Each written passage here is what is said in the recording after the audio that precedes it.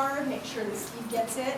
What we're going to do is group them and make sure that we at least identify and read comments out that are relative to that topic of the long-term housing.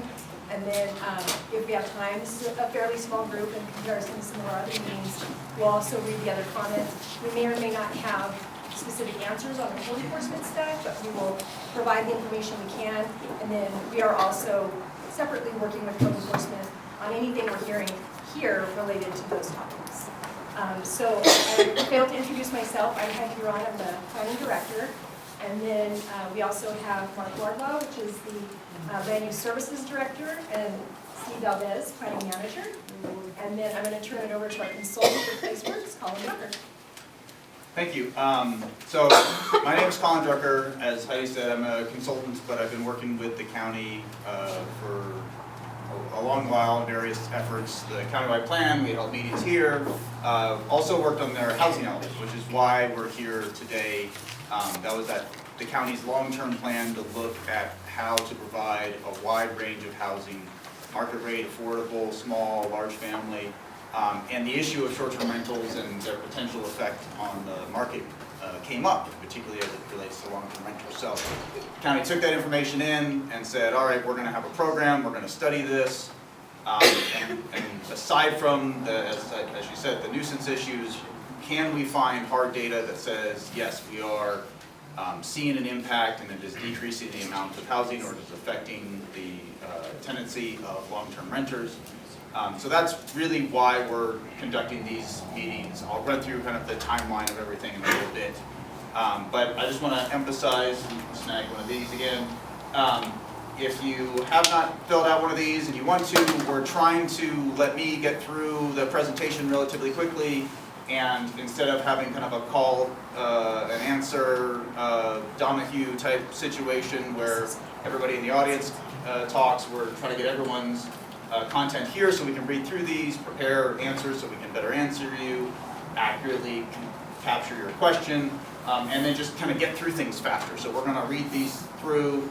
As she says, we're going to have a nuisance pile, and we'll go over those if we can at the very end. But we have done 3 of these, and what we found is that even some of the folks who are coming were kind of saying, hey, I just want to talk about the issue the meeting's about. We know there's nuisance issues. Can you get to that later? So we're going to kind of separate those, put them at the end. Sorry, I'm going to hit her a few more times. And then we're going to, well, we'll stay here. We have time, but we want to get through those other issues first. So you can always, Steve or Mark, you just raise your hand. They'll see it eventually. Cat calling, whatever you want to do, and they'll come around, collect it, give it to Heidi while I'm doing the presentation. You can talk to us afterwards. If you want to email, there's the email address. Just put STR study comments in there so we can filter them out from the other emails that they get there, and that way we can gather them. But the reason why we're here is not just to give you information. It's really more to show you what we're studying, explain some of the details, and then make sure that we capture the intel that's really only available from the people who live and work here. So that we can understand the nuances of who to talk to, what are the issues as it relates to long-term renters, you know, who's a property manager who knows that they have an extensive memory of how things used to be and how they are now, who's surrounded by short-term rentals and wants to talk about whether or not people have been kicked out of their homes. So we just want to really kind of hear from people so that we don't just go into a dark room, do a study, and look at numbers only and come out with some answers. So I'm going to go over mostly kind of the background, some data points, and the overall time frame. The people from the county involved in this whole effort are really primarily code enforcement and planning. So looking at long-term housing, combined with regulation of how people operate in housing and short-term rentals in particular. So Granicus is actually the main consultant. They are kind of a national technology firm that helps anything from online permitting for jurisdictions to national trends and data analysis. So the county enlisted their help to try and understand the short-term rental market, how things are going in other markets. And then we're kind of along to the right because we know the county a little bit more intimately. We're familiar with the housing element, and we can kind of talk to the specific issues. I don't know it as well as you all do, obviously, but we do have more local presence than they do. So, again, I'm Colin, that's Heidi, that's who you're mostly going to be hearing from tonight. But I'll start off with just that short history of short-term rentals. So, I know for some of you all, this will not be any new news at all, as rental housing, vacation rentals has a long history in the mountain area. But really before 2000s, it was visitors or tourists relying on hotels, cabins, kind of more formal, conventionally commercial establishments. And they were operated by companies, and sometimes, most of the time, even had on-site management. And so VRBO, which is Vacation Rental by Owner, they saw an opportunity in the early 90s at kind of the increasing popularity and spread of the internet to give property owners an ability to rent their individual home without going through a management company. And so that made things a little bit more popular, but it still kind of didn't take off as it did once Airbnb was founded. So you saw some places where, like Tahoe that's cited up there, they saw the need to have some ordinances and regulate it, and they saw the popularity increasing. And in 2008, once kind of the more mobile app development technology came out, and frankly some better seed funding than VRBO, the company Airbnb said, hey, we can take this even further, and we'll automate things a little bit more and open accessibility to short-term rentals. And it just took off like wildfire. Which is a bad metaphor. Then we have. What was that? Could you repeat that? A bad wildfire? Bad metaphor. I took a common phrase and I didn't catch myself before saying it here. Although some may see it's an apt phrase. So what the county said was, okay, they were quiet, but in 2017, we need to introduce an ordinance to officially recognize short-term rentals and authorize them, and that got expanded to the desert region in 2019. But short-term rentals were not permitted in the valley region, so below the mountains. And then we had 2020, it started, the pandemic began, and what you had was this situation where people were not able to travel, and you had 18 to 20 million people in Southern California all trying to do something, and they couldn't fly, they could drive, and they could drive to places, especially where they felt like the population intensity wasn't like it is in some of the cities. And so then they increasingly went out, and the popularity of short-term rentals really started to take off. And you also had people even thinking, all right, the pandemic, now's a good time to retire. Where do I want to retire? Someplace beautiful, someplace I've always wanted to live. Okay, look, the housing prices are lower, let me go buy up some housing. And then other people were saying, hey, my company now allows remote work, and the technology now is out there so that I can actually work someplace that I really want to be, and I don't have to be in an office. And so you had all of these things and other factors kind of converging and funneling people into the mountains in the East Desert to try to either live in a short-term manner for vacations or in a longer-term manner where they could work remotely. Today, this number was a little bit earlier in the year. There was about 6,300 units in the mountains and the East Desert that are being actively used as short-term rentals. The number's a little bit higher now, and I'll have some charts that kind of show the trends. So, as I mentioned, that was 2020. At the same time, the county was looking at its housing element. Went through, got certified by the state. It has a whole bunch of implementation programs. One of them is focused on this issue of short-term rentals and long-term housing. And so the community was really saying, hey, we're seeing this long-term issue. It's getting progressively more severe, and we want to know, are renters being priced out of the market? Are they being forced out of their homes? And there's obviously some gut reactions. People can say, yeah, you know, yes or maybe, and everyone, we've heard a variety of opinions, but we wanted to try and figure out, can we do a more formal study and be able to go to the supervisors and say, here, we've done an analysis, we've heard from people, we've looked at the numbers, and we can give you some concrete direction on it. Initially, the idea was that after the county got the state certification and the board adopted the housing element in November of 2022, then the then county staff was able to start the study and thought, okay, let's come back in March, and if we have enough obvious evidence, maybe we can make a suggestion about an interim moratorium or a cap. And it quickly became apparent that the data was not immediately available. It's going to be complicated to try and get there, and could not go to the board with a recommendation. So the county opted to continue the study and bring back the results toward the end of the year. Talked to HCD, said, look, our timing slipped a little bit because, gosh, we're doing the work, but it's really complicated. And they said, that's fine. So we're doing August, now September, to keep everyone safe, finishing up this outreach.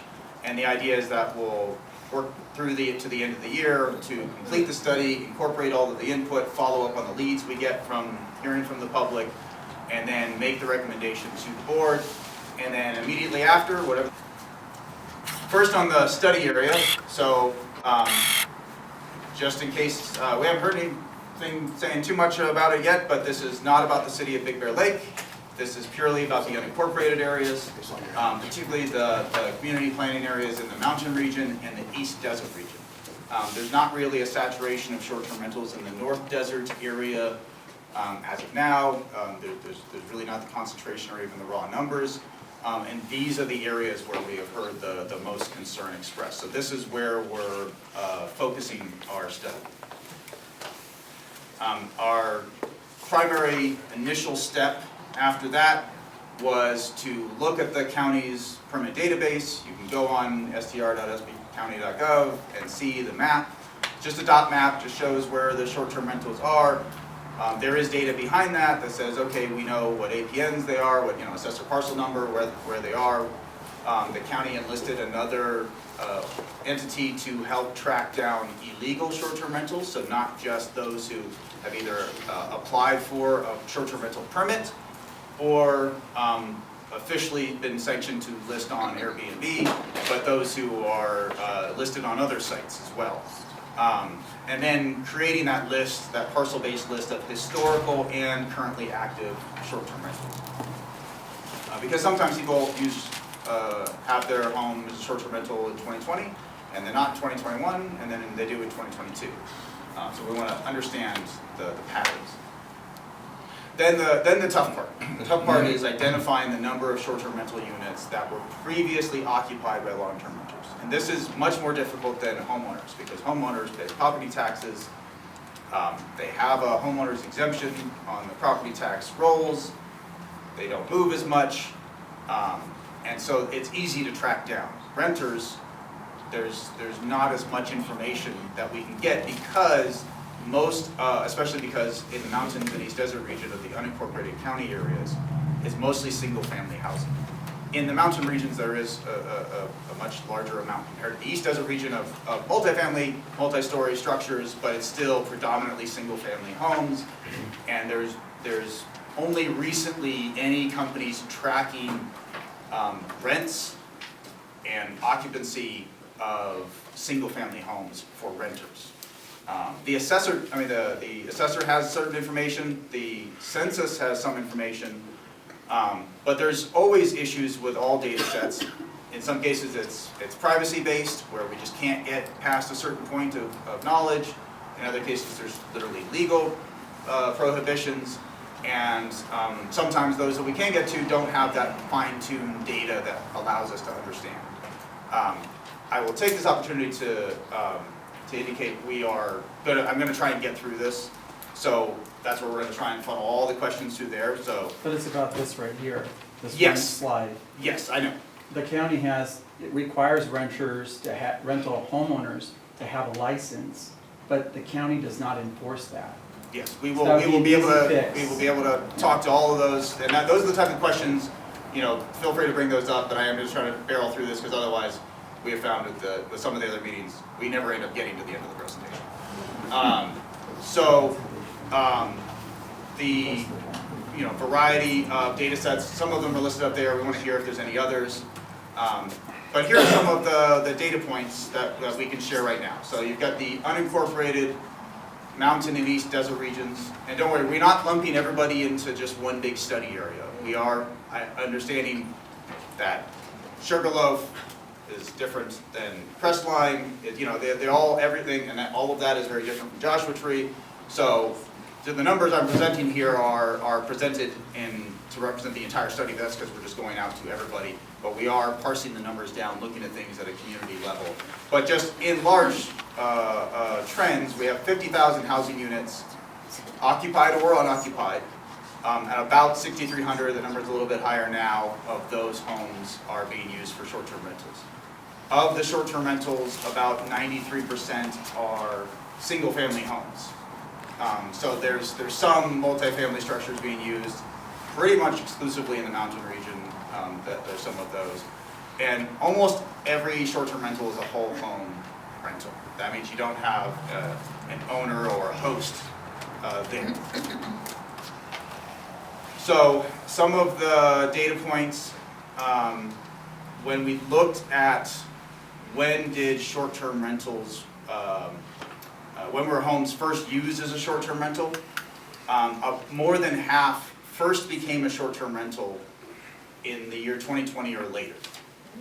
So it ramped up, and then we saw, and you can kind of see in 21 and 22, that this is where you have this large surge of people saying, here's various reasons why I want to offer my home as a short-term rental. And so then when we looked at the year built data, which we can get from the county assessor data, and we have those that have very firm dates. The assessor data is not 100% perfect. There's that gray area that's kind of unknown. A lot of those are older. You tend to have more complete data in the newer data. But we know about 2/3 of those units that are actively short-term rentals right now were built in 2018 or later. And so generally what we take from that, what we infer, is that those are probably purpose-built to be short-term rentals. We're not, you know, it's not 100% certain. Somebody might have built something in 2018 and then taken the opportunity in 2020, but they were built pretty late and coincide with the kind of rise of short-term rental usage. You have to designate the use, right? When you add homes. So these are people building homes. Which we don't have up here, Yes, very it's not. rare. We don't have any houses Right. being built. Right. So that, some of this data will apply more in some communities more than others, and we'll get into some data that's a little bit more seems a little bit more suited.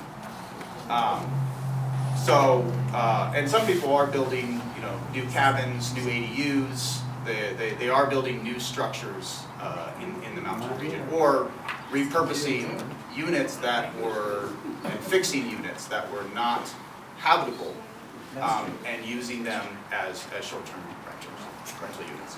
So that means about 1/3 could have originally been built for some other purpose, whether they're someone's vacation home, which is obviously the predominance of a lot of these homes around here, owner-occupied, that then gets used as short-term rental, or occupied by a long-term rental.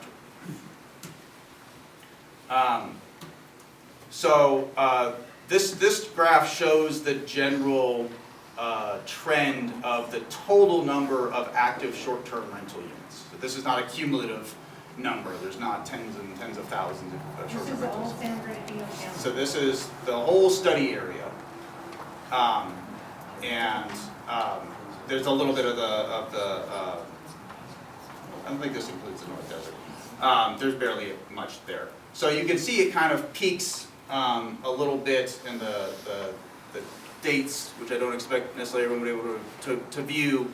About July, August of 2022, you saw a peak, and then it kind of settled down. This was generally around the end of the end of the major pandemic. And then you saw a slight uptick and then a large downturn. And we're gonna, obviously continue to add on to this to see how the trend is going, whether or not the trend is on a steep decline because the market's saturated, people are now free to go about the country, and maybe they're not as much in demand, maybe too many people speculated, and now their investment isn't panning out, so the number of short-term rental units is going down. Or maybe it's continuing to stay steady, or maybe it's going up. So there's other broader trends in place. There's obviously, as I mentioned, some people decided the pandemic was a good time to retire.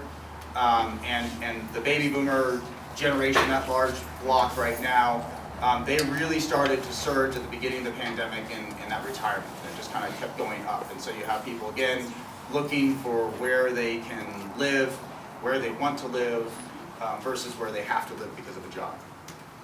And you also have that remote work. So obviously, we're not saying that 41% remote work is the new norm. That was during lockdown.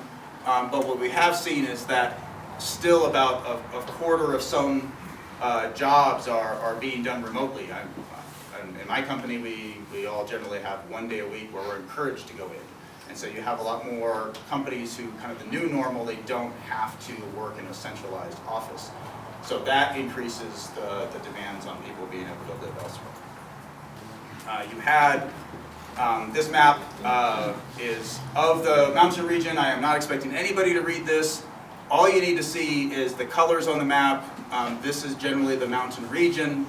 And the green are areas where there's some level of consistent high-speed internet. This does not mean that everywhere that's in green, this is Central Tracks, is great internet, but this is kind of, there are places in the mountain region where because of some investments and partnerships early on in the late 2010s, high-speed internet became much more widely available, so for short-term stays, people can still stay connected to Netflix or other things they do on the internet or texting and watching videos on other platforms, and then for long-term they can work remotely. So there was this trend influencing the travel patterns of people and the home patterns of people.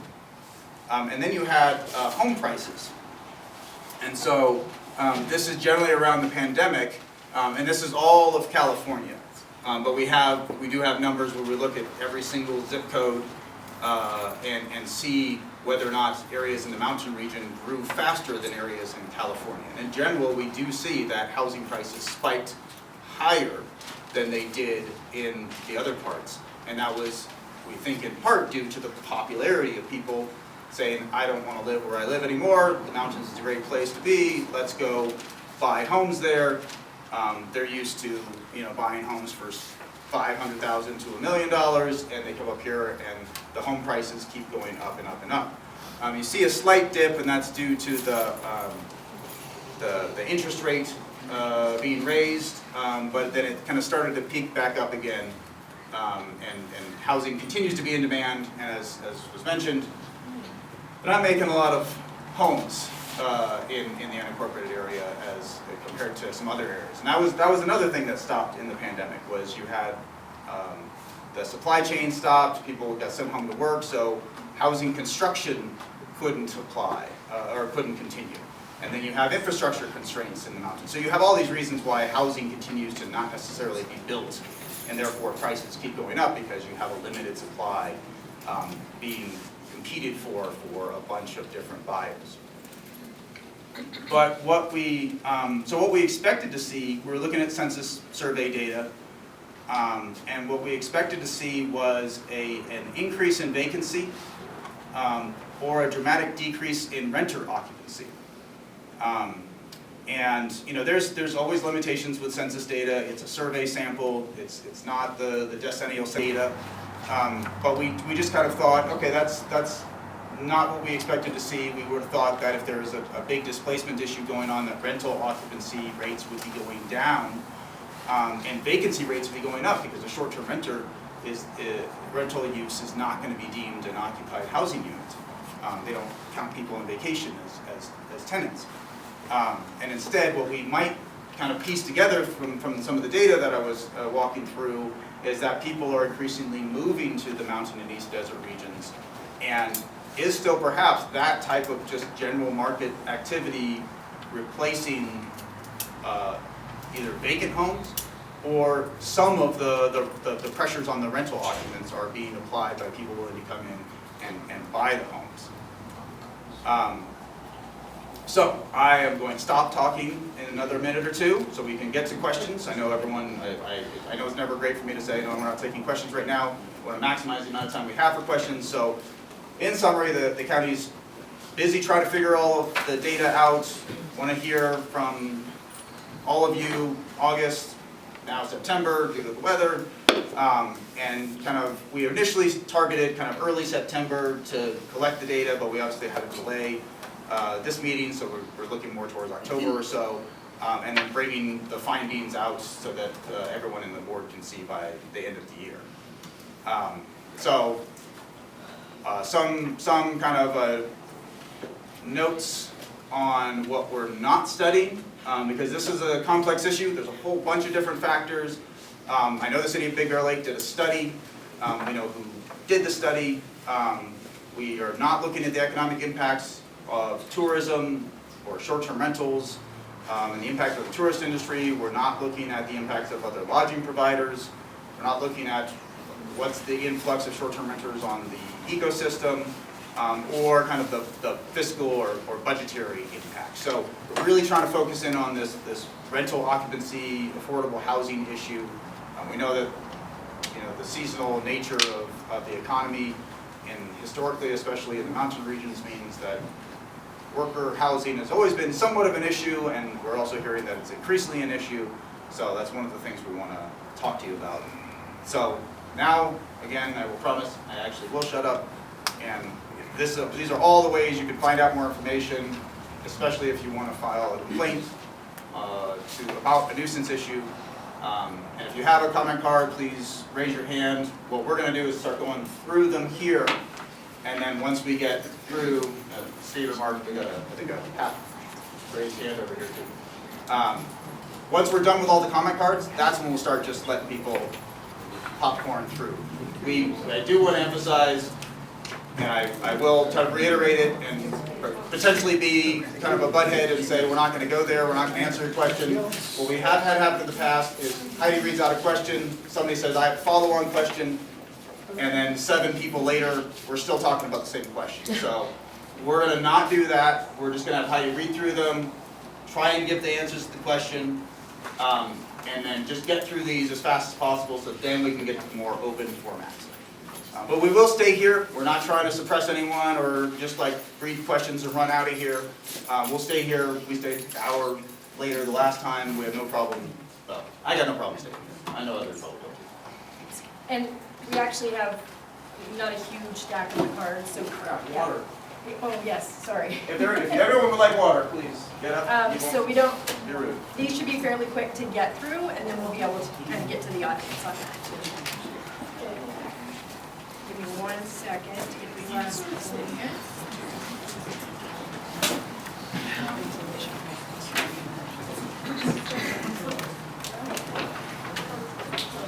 Give everybody a second to get some water. That's okay. I know you don't care. It's fine.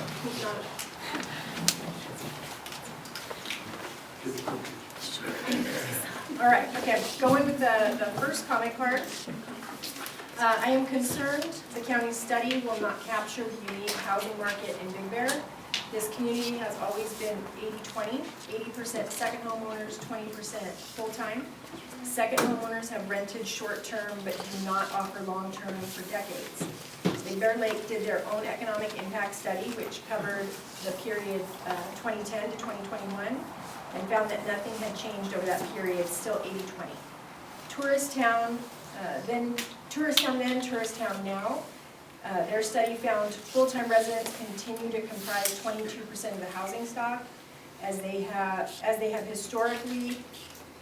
Clearly, most newly licensed vacation rental properties have been second homes previously and are now also being offered to vacation rental guests.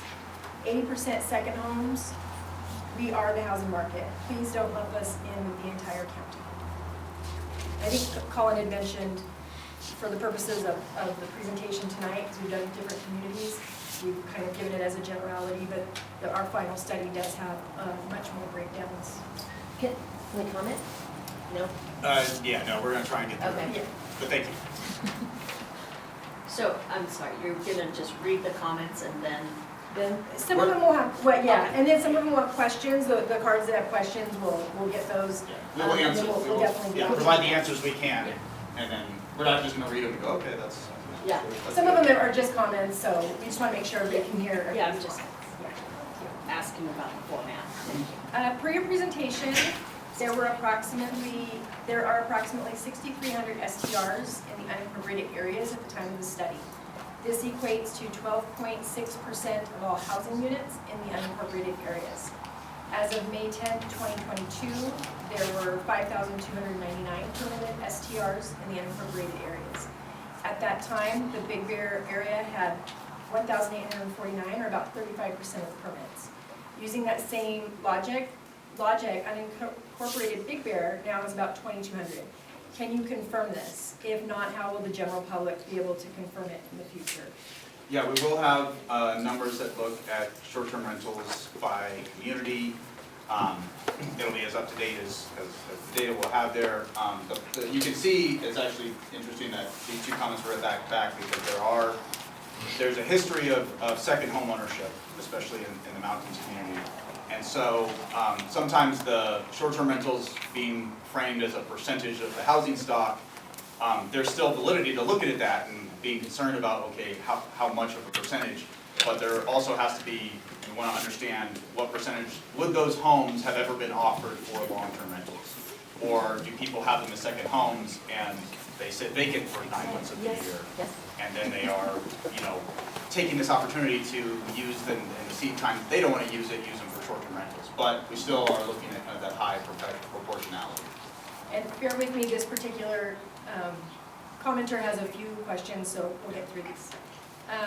Is there a way to tell how many STRs there are by a specific area, say Fawnskin, Sugarloaf, Big Bear City, etc.? I think Colin has addressed. And you can go on the map right now. We know this is not a good answer, but this is a quick answer before so you're not dependent on us. You can go to the map that's on the county's website. You can count dots. I know that's not a good answer, but that is like, if you really want to know immediately, that's the fastest way. If not, we'll provide information. When this question was asked in a previous meeting, the answer was to count the red dots on the county STR map. Is this still Should've let you talk. Is this still the only answer? If so, will a more user-friendly method be published? And so, to that point, the immediate right now answer, yes, but as we complete, or getting the conclusions and the finality of the study, it will have different information. Have you looked at what other entities are doing to regulate STRs? And the answer is yes. Have you looked into what information other entities have found regarding how STRs affect long-term rentals? Yes, and I will. I'm not going to make you say like, oh, we'll give you the answer in the study. We've generally been looking across the nation. They're the most in-depth studies on short-term rentals, as some of you may have seen in the news about New York City, done in the really urban areas. That's where people were, I think, because there was always a really tough housing problem in some of those places, and they put effort in studying those effects. And then when you get to tourist areas, what we find is a lot of the studies say, well, what really needs to happen is more affordable housing needs to be built. And they don't really come out with an answer that says, yes, there is a problem here, or yes, there is this factor. Some of them will say, we've seen numbers as low as 2% increase in rent is due to short-term rentals. Some of them said, well, we think more, but they don't give us a number. We look into the background methodology, so there's not a lot of satisfying studies out there that give you that information. They all do generally trend to say, yeah, short-term rentals seem to take some housing stock out of the market. But they always kind of say, there are other factors at play, and the biggest thing that needs to happen is more housing needs to be built. As we know, you take an area like the unincorporated mountain areas, or the East Desert, you say, please tell us either where you can put this, where the infrastructure is. You know, it's not the same answer in here. In some areas, yes, you need to just produce more housing, but that's not really just an easy, it's never an easy solution anywhere, but it's particularly not easy in the inappropriate areas. Will you be considering incentives for STR owners to turn their units into long-term rentals? We've been looking to see what other jurisdictions have done with that, and whether it's been successful. The short answer is we have not seen a successful use of that. That doesn't mean we aren't considering it or seeing what could be done. We're keeping everything on the table. Yeah, I can talk To to consider. that when we get there. When we get towards the end, yeah. And so if you do have good examples or not, the studies we've seen are people like, well, yeah, we had 4 people take us up on it, and you know the problem just never really changed. But we want to hopefully see more good examples. As has been previously pointed out, many long-term rentals were grabbed up to turn into STRs, which has driven the real estate market up in price. Even if the unit is returned to a long-term rental, they often become unaffordable to many renters at the new rental rate. How do you plan to address this? Yeah, and that's something that we're looking at the rental rates in general, and what we were trying to do is say, let's take an area like Mentone or Bloomington, which has, you know, Mentone a little bit, you know, they're obviously have a little bit closer proximity, but not a tourist-based area. There's no big demand for short-term rentals. It's just kind of the urban housing market. Now, okay, what are the rents going like there, and then how have the rents been going here? And what we wanted to see was if kind of short-term rentals were, if we could derive any sort of connection between the rise of short-term rentals and the rise of housing rents, and you would expect to see potentially the rents here rising faster like home prices were. So home prices were definitely rising faster. We're trying to do the same analysis with rents. The challenge, we're still working on it, so I don't have a good answer for you now, but the challenge is that Zillow has just been tracking single-family rents over the last year and a half. Before then, and I've been doing housing elements and housing work over the last 20 plus years, before. I would hate to be negatively affected by additional regulations and have to sell my home. I have 2 questions. What are our governing agencies like yourself doing to create affordable housing? And what will you do, I'm not sure, to protect, sorry. And I think you kind of gave a good explanation in one of the last meetings, if you don't mind kind of talking about the affordable housing. The challenge in providing affordable housing? Yeah, so what the county does is it tries to either apply for grants. Its main job is to provide the zoning that can support the development of affordable housing. And in general, it's really hard to provide affordable housing at low densities because the land is expensive, and then if you can't put more units to sell on there, then your average price per unit needs to go up, so it's just very hard. And in the unincorporated mountain and East Desert regions, there's often not the infrastructure, there's outright restrictions on how much more capacity is there, or just a lack of the ability to generate the infrastructure to build higher intensities. In some places, if you don't have a sewer system in place, and there are communities in the mountain areas that do have sewer, but in those areas that don't have sewer, you can't just flip a switch and say, here, we'll charge someone a certain amount of money for sewer. It literally takes $10–15 million to bring any sort of sewer system online.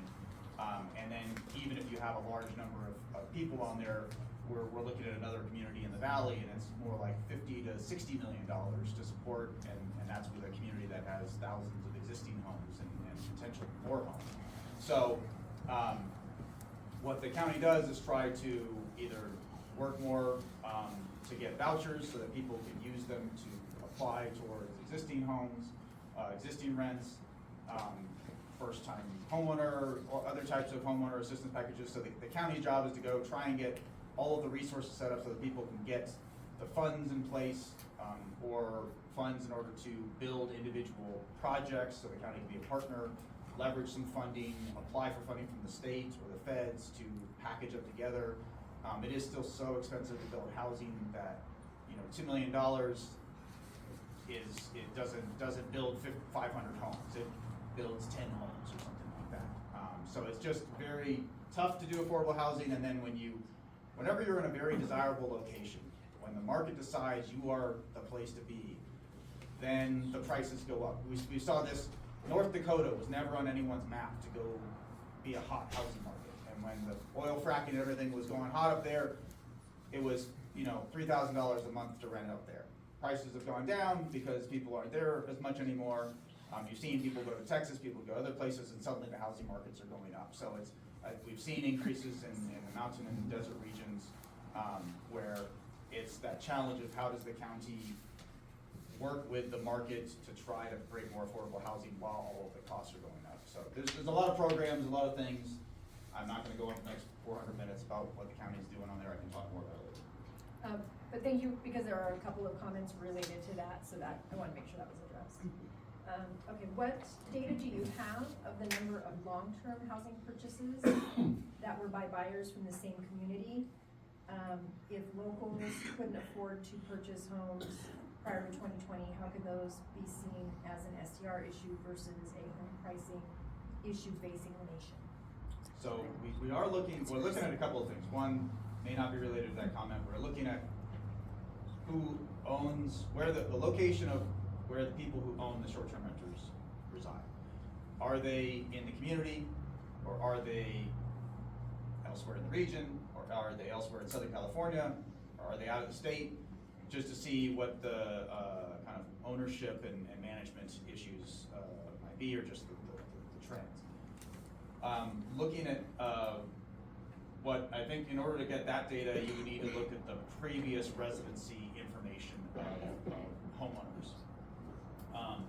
And we could potentially look at that data by looking at assessor data and just say, okay, let's go back in the historical rolls. Or a home that bought here, was it the same owner, or where did the same owner reside? That's a fairly intensive effort. That's a little bit outside of the scope, but I can just tell you that people, with the patterns that I see, people who own a home, if they own a home and they move elsewhere in the community, generally they can because they're selling and buying in the same market. So they usually will have enough equity built up to be able to put a big enough dent or down payment to be able to afford that next home. If they're coming as a renter to go into a homeowner, it's very, very hard. And it's hard almost no matter where you live. So it's just whether or not people can cobble enough together to buy a home. We just know the general rise and increase in housing prices has made it difficult. What long-term, low-income housing solutions has the county come up with or have planned versus helping homeowners rent their private homes, which is kind of what you were addressing in your previous comments? Yeah, I mean, there's the long-term rental occupancy options is distinct from long-term homeownership. So long-term rental, that is the challenge. Is how do you incentivize people to rent their home for the entire year, rather than and not be able to use it, rather than to use it whenever they want, and to then rent it out short term and generate some sort of revenue. And then we've heard from other meetings, people saying, hey, I can't kick people out as long-term renters. I've got problems getting a good renter to stay. And some people have gone from long-term renters and said it's not worth the headache, I'm going to short-term renters. And we have also heard people saying, I'm tired of people treating my house like I'm their maid. I'm going away from short-term rentals, I'm going back to long-term rentals. So we've kind of heard both sides of the story. There's kind of factors associated with the benefits and cons of each. And I'll be interested to hear if others have positive examples of people incentivizing people. That has been something that the state's trying to do this with ADUs, where they're trying to incentivize people to reserve their ADUs to rent them out. We kind of don't really have that culture yet in America. You see this in other places, to just kind of rent a room or a home to somebody as much as you see in other places. So ADUs are primarily used by children who can't afford housing. or my parents who want me to now stay with them and I can move in and they can still have their independence. So that's and those are legitimate uses and people who would otherwise need homes and they probably couldn't afford homes. So they're a good option for people. And then other people are saying, oh, well, I'll build an ADU and then I'll rent it out because I'll just make more money because fire insurance premiums have gone up through the roof. And I can't afford my existing mortgage, so I need to supplement my income. And so it's really that supplementation of income. This is why long-term rental housing a lot of times exists. Is family ownership of a unit and they just continue to use it and they live somewhere else, but they want to make money off of this property. And long-term rental housing, when you look, and this is what we will go through in the study, is what the economics of short-term rental is compared to long-term rental and how many nights you need to rent in order to equal a month's rent, and kind of how that incentivizes short-term rentals or not. How much TOT has the county collected since 2020? What has it been used for, and how will it be replaced if STRs decline? I don't remember if we have the actual I date numbers on the TOT.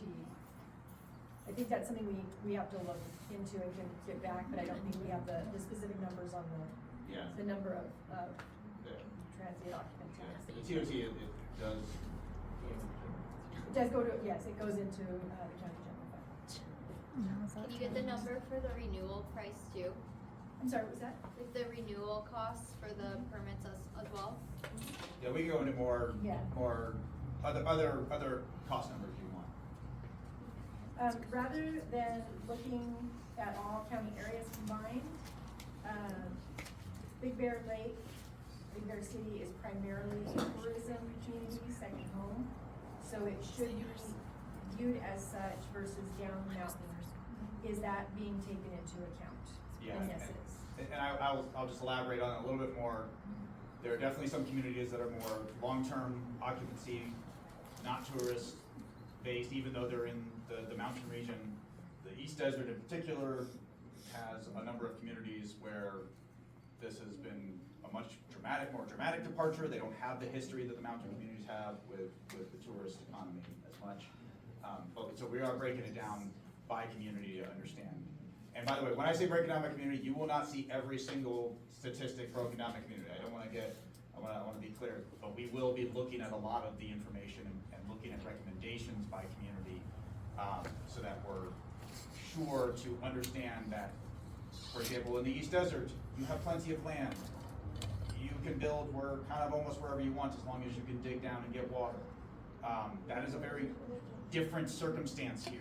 You have confined lots, confined terrain, you have very unique circumstances, and then you have some communities that have sewer restrictions and some that can go on well in septic. So we are trying to get in the nuance so that when we're looking at recommendations to the board, we're not saying, hey, just for the entire county, here's this one solution. We're trying to figure out how we can customize it so that it's both applicable now to each community and will be developed so that it can continue to be refined and applicable to how the community changes or nuances.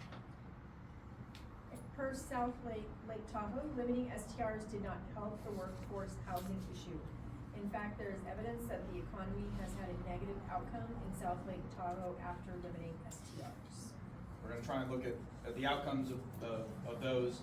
We do know that some studies are prepared by various entities. Everybody, PlaceWorks works with the county. We try and get out as much accuracy as we want. There might be other studies where we have to look at the author, what their intents are, what their backgrounds are, to make sure that we understand. We don't just say, oh, this study found it, and it's just as good as all of the other studies. STRs contribute millions of dollars into the mountain community, including TOT taxes. How are the TOT taxes collected in Big Bear by the county being utilized to better our community? Are there plans for affordable, I'll just kind of go back to that. The TOT taxes do go into the county general fund. Just can't track it. Nope. Are there plans for affordable multi-unit housing or a, Clean Bear site for trash. Okay, two different issues there. Two different. So, one reason why you might not see the county as active in actually engaging in the production of affordable housing is because back in 2000, before 2012, jurisdictions had what was called redevelopment powers. And all property is taxed, except unless you're exempt, like a local government or whatnot, tribal railroads, things like that, not for profits. So, but that property tax is set based on the value, and then Prop 13 says, okay, it can only go up so high. Redevelopment law was instituted a long time ago, and it was tried to be used as give the local jurisdictions a tool to help in the redevelopment, the revitalization of blighted areas. Blighted physically, run down, broken windows, buildings abandoned, or economically, just savaged by poverty. And so what state law allowed jurisdictions to do was to freeze the property values at a certain year. And so that the state, the county, the schools would only get their share, and local jurisdictions, especially cities, they only get a very small percentage of property taxes. The county gets a slightly bigger percentage, but it also has to provide all of the regional services. So it doesn't get this huge inflow, it's not flush with cash or anything. It also has to serve the entire county on a variety of other services.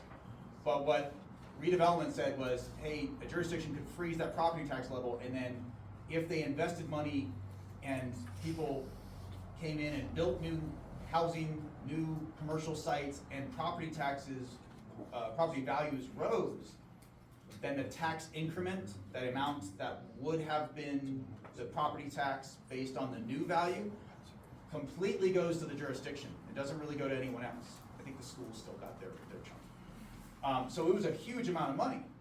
And in return, jurisdictions had to set aside 20% of that revenue. They were called 20% set aside funds for affordable housing. And so that's when you saw jurisdictions, prior to 2012, there was some leftover money, but a lot of the housing projects were really built because jurisdictions could say, we have the money to go buy the land. And although some were very happy that this went away, jurisdictions had the power of eminent domain. They could go say, I know you don't want to sell us your property, we are going to pay you fair market value and force you to sell us your property so we can build affordable housing or something like that. So that power went away in 2012, and with it went power of eminent domain. A lot of people said, great. With it also went that ability to raise money, which means the county and all the jurisdictions don't have that investment tool to be able to force or stimulate affordable housing. So that's why you're not seeing projects just come out from the jurisdictions like they used to, or hardly at all. Why are private homeowners with STRs? Trying to keep our speakers organized. Why If you want to are private homeowners speak, with STRs just put your name on here, and then responsible for when I call your name, then we're providing gonna residential call housing you to ask a question. resort So if you could just pass it that along, depends put your on name in there if you want to speak. visitors for Yeah. I mean, this gets at, gets at whether, Just 'cause who is responsible. We don't have a for providing mic, so I'm affordable trying to keep housing. everybody organized. It's really what community you want to live in, and whether, how big of a priority it is.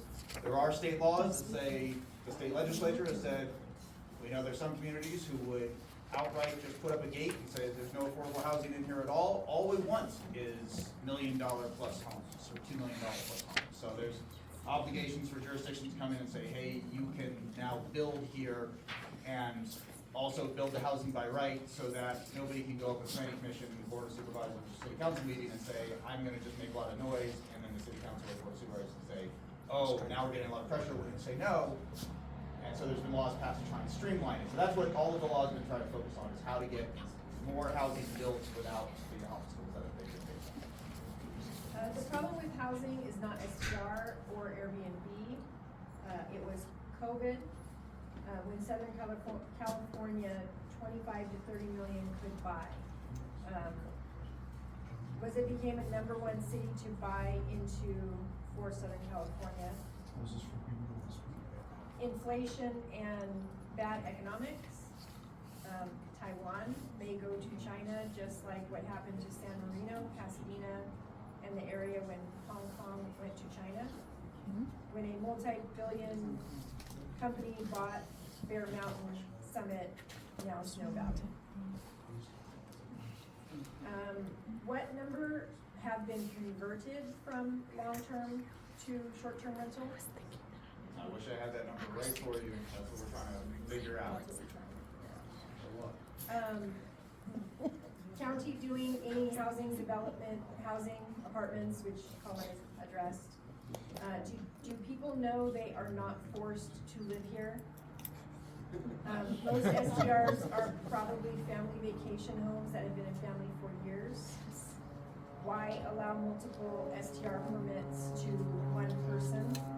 And I think that is something that we've looked at with our ordinance, and it hasn't gotten support to have that limitation at this time, but that's an ongoing discussion as well.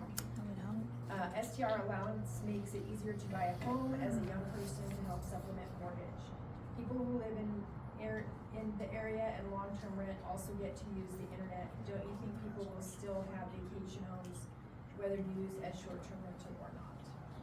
We are, again, we're looking at the unique vacancy and second home ownership rates in communities. Again, like in the East Desert, there haven't been quite the history of second home ownership as it has here, so in different communities, even the mountain regions don't have the same history. Have you done a survey with current homeowners on the STR program to see if they have ever or would ever consider long-term rentals? The short answer is we've not done a specific survey with the homeowners, but that is some of the data we're trying to collect. Have you ever surveyed second homeowners to see if they would consider a long-term rental or an STR? Most of these homes are vacant most of the year. These owners don't need supplemental income and therefore likely would never consider either option. Yeah, so the challenge there is if you have, there are seasonal jobs that are needed, and in some cases, 3 months stay is good, 5-6 months stay is good, but for people who are, let's say, working in a job that's more year-round,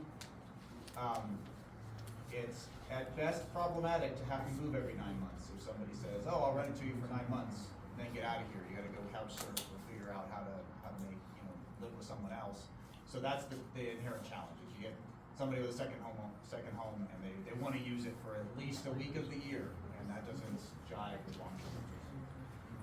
What data has SB collected about percent available jobs, particularly blue collar, that incentivize people to want to live in the mountains? Regarding available jobs, what is the average hourly rate of mountain area? That is not something that we collected as part of this study. Heidi, could you speak up a little, please? Yes, I'm so sorry. I'm gonna take a I quick know you're drink getting because it's tired, but. No, I apologize. Thank you. Is this something that you think you will include in your study?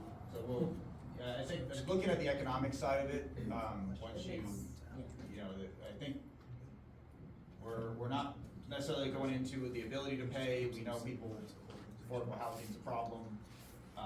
We know that this is not a job center. We know that the types of jobs historically has been in the service sector, in the dominant, so those don't have high wages. So it's not within, I think, the confines of this study, but it's something that I think I would say in this area, as the issue goes forward on affordable housing, it's a matter to consider, but it's a known quantity that housing is just extremely unaffordable regardless of people's income. Will you be getting info from the schools who gather data on displaced renters as well as the homeless coalition organizations in the mountain and the desert? Please be specific with your answer. And this is a really great question because this really hits home as to why we're here and what we're looking for. And in the last few meetings that we had, we heard, hey, go to the school district, go to this group, go to this organization. So the answer is absolutely yes. This is, from our last meeting to now, we have staff that are contacting the school districts, gathering that information and seeing what we can provide. And it's been, a really helpful lead for us, you know, as Colin mentioned, kind of some of the sources that we've been trying to go down. We're getting really great information from the communities, and especially there's you know, organizations that are really specific to certain communities that we didn't really know about when we went into the study. So that is why this outreach is so critical. So thank you for that question, and the answer is yes, we are absolutely doing that. We're tentatively finding that it's still gonna be hard to parse out who, for example, was pushed into homelessness because of their loss of their job out of COVID issues, either sickness, market went soft, versus did they get pushed out because of conversion to short-term rental, versus the interplay between the two of a second homeowner who says, hey, I've been expecting your rent check for the last 6 months, and various laws said I couldn't kick you out, There you go. and now I can't continue to just rent it to you for free, you've lost your job, I feel bad, but I have this revenue stream that's available to me in a short-term rental. And so, you know, you look at it and you say, what is the cause? Is it short-term rentals? Well, that doesn't help necessarily, but was the reason that they're not long-term renters, if they would have kept paying their rent, maybe they would, that homeowner would not have converted. So we're trying to tease that out, and we're having to have repeat conversations with some of these providers, because they'll keep statistics and say, oh, we know the number of homeless children in the school district. Can you tell me how many said were related to short-term rental? That was probably not a priority on the intake survey. And so just having to follow up and see if there's any additional information that we can suss out, whether or not it's additional people we can talk to or more refined data sets. And what about drug and alcohol abuse? Okay, we're getting through pretty quickly. The remainder of these are fairly short, and then we do have this list of speakers, so we can get through everybody and make sure your voices are heard as well.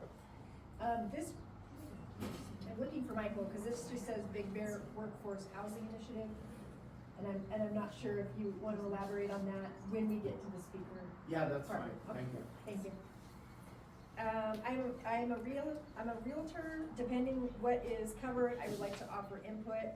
I also own an Airbnb business, so hopefully you've signed up to speak if you so choose. This one is regarding crime. Recently, a murder occurred in Fawnskin at a short-term rental. Caused my daughter to move, need in-person check-in. As this was a large party, trash every Monday. My neighbors and I have to pick up trash. Dump is closed on Sundays and holidays. The line for the dump can be very long. We need trash dump sites. Yes, we do. Yes, yes, we are. Setting up a hotline to report STRs has turned into a problem. When STRs are reported, full-time homeowners are being reported in retribution, costing property owners of all types tens of thousands of dollars in home improvements and fines. Does Dawn Rao understand her idea of setting up hotline is hurting us when STR owners are now reporting fire and weed abatement issues, building code setback, signage property maintenance, etc. Dawn has started a war, and I'm not sure. This just does not look like it has specific, but this is information we will be passing on for sure. Big Bear Valley had its downs since early 1900s. All those gold rushes and years in between demonstrated that prosperous business brings prosperity to the whole valley and local residents. STR is a one more gold rush that fuels local businesses and feeds local people. I hope all of us can learn from the history and will not insist on turning prosperous period into host town one. How long does it take to receive an STR license once a new owner applies for the license? I'm not sure code enforcement does process the license, but the email's on here so I can get a follow-up to that question. Does the process move faster if a property owner already possesses an STR license for another property? I think the answer is no. If it's a renewal of an STR, the process is faster, but every new STR permit is handled the same, even if you own already have an STR permit for a different property. It's painfully slow, I'm sure. Long-term rentals, many owners have worries to open their homes to this market because California is not landlord friendly. And therefore homes can get destroyed, loss of Ding, life, ding. and legal issues come from this. We rent ours as a vacation rental, but primarily plan to use it ourselves. If we move to another state, I would hesitate to use it as a long-term rental because there aren't any protections for us owners from the county state. Ding, ding, ding. Ding, ding, ding. A huge factor in a property owner deciding whether to rent as a primary is a risk posed by state laws. The past few years have limited an owner's right to collect rents, evict, and now to change usage from rental, full-time, or other uses. Partly due to COVID, we were both forced into retirement in 2021. We acquired our home in Big Bear to supplement our Social Security income. We purposely bought in Big Bear City to operate an STR according to the ordinance in effect at the time. Since then, the ordinance has changed and fees have drastically increased. This has reduced our income significantly. We self-manage and have never had any complaints, warnings, or citations.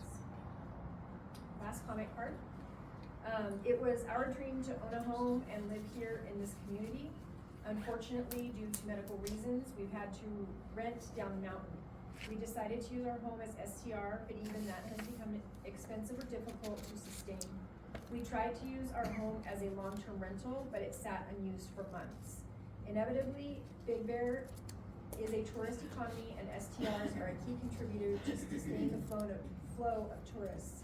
Restrictive policies only seem to benefit property management companies or large resorts at the expense of local owners. Is the county making sure to understand the actual beneficiary of policy changes?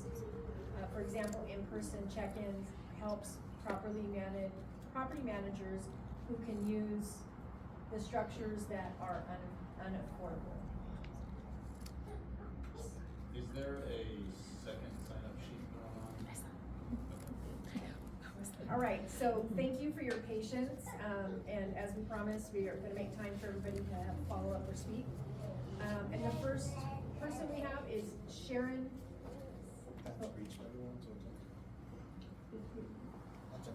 Oh, this is right, oh, great. Sharon Sasser? Yes. Okay, go ahead. Do you want me to stand up or does it matter? Okay. Whatever's comfortable for you and if for everybody to hear. Gosh, I have a list of things, but I think one of the top ones I had that stuck out was the TOT, and I, talking to other short-term rental owners, because I'm new. Like we rent out our home when we're not using it, and looking at the booking is like 0 right now. I think I've had two bookings this year, so it really isn't like financially, like I'm not like having a windfall first and foremost on that, but looking at when we do get more rental income, that going to paying the TOT, that going in the general fund, but it's not really being tracked. And I guess somebody told me that whenever it was presented, not before you guys, but like I guess before the county, that there was a lot of pushback on why it's not being kind of tracked. It just gets thrown in the general fund, but we kind of want to understand like what the return is on the community, because we love Big Bear, and we want to make sure that it, we spread the love with all that money and know exactly where it's going, because I spent $1,300 on a permit for our rental, and it's crazy because in Hawaii I only spent $500 to start a permit on our condo there. So I guess I'm just kind of curious, like why it's so high when we're not really, Hawaii's great, like there's always like a really good, tourism coming and going, but Big Bear, since COVID, post-COVID, it really isn't like doing that well. So I guess I'm trying to understand like why it's so expensive with like the cost for the permit and then the fees, and then are we going to have some type of tracking mechanism for the TOT? So I can at least best touch on kind of making that distinction between the TOT which is really kind of out of the realm of land use Yeah. and is a little bit more challenging to give kind of a breakdown for. Yeah. But related to permit fees, so those have increased, but those are to fully fund the program, 600%. right? So it's actual processing the permit, staff time to do that. But one of the things that we have done, in particularly in the mountain region, is to increase and strengthen our effort on enforcement, because that has been Not true. such a big issue. So that is one of the things that we're trying to do, is get the I think 24-hour for over the weekend, to have officers available that we didn't have before. So it's been to actually be able to increase the enforcement For 9 efforts. months, it's been open. The position has been open. There's only 2 part-time people. And I was told I could apply because they can't seem to find people. And we've had some turnover. We filled several positions. So We do hold back have- charging us until you can pay those people. We do want to avoid the popcorning still right now, Yes. people.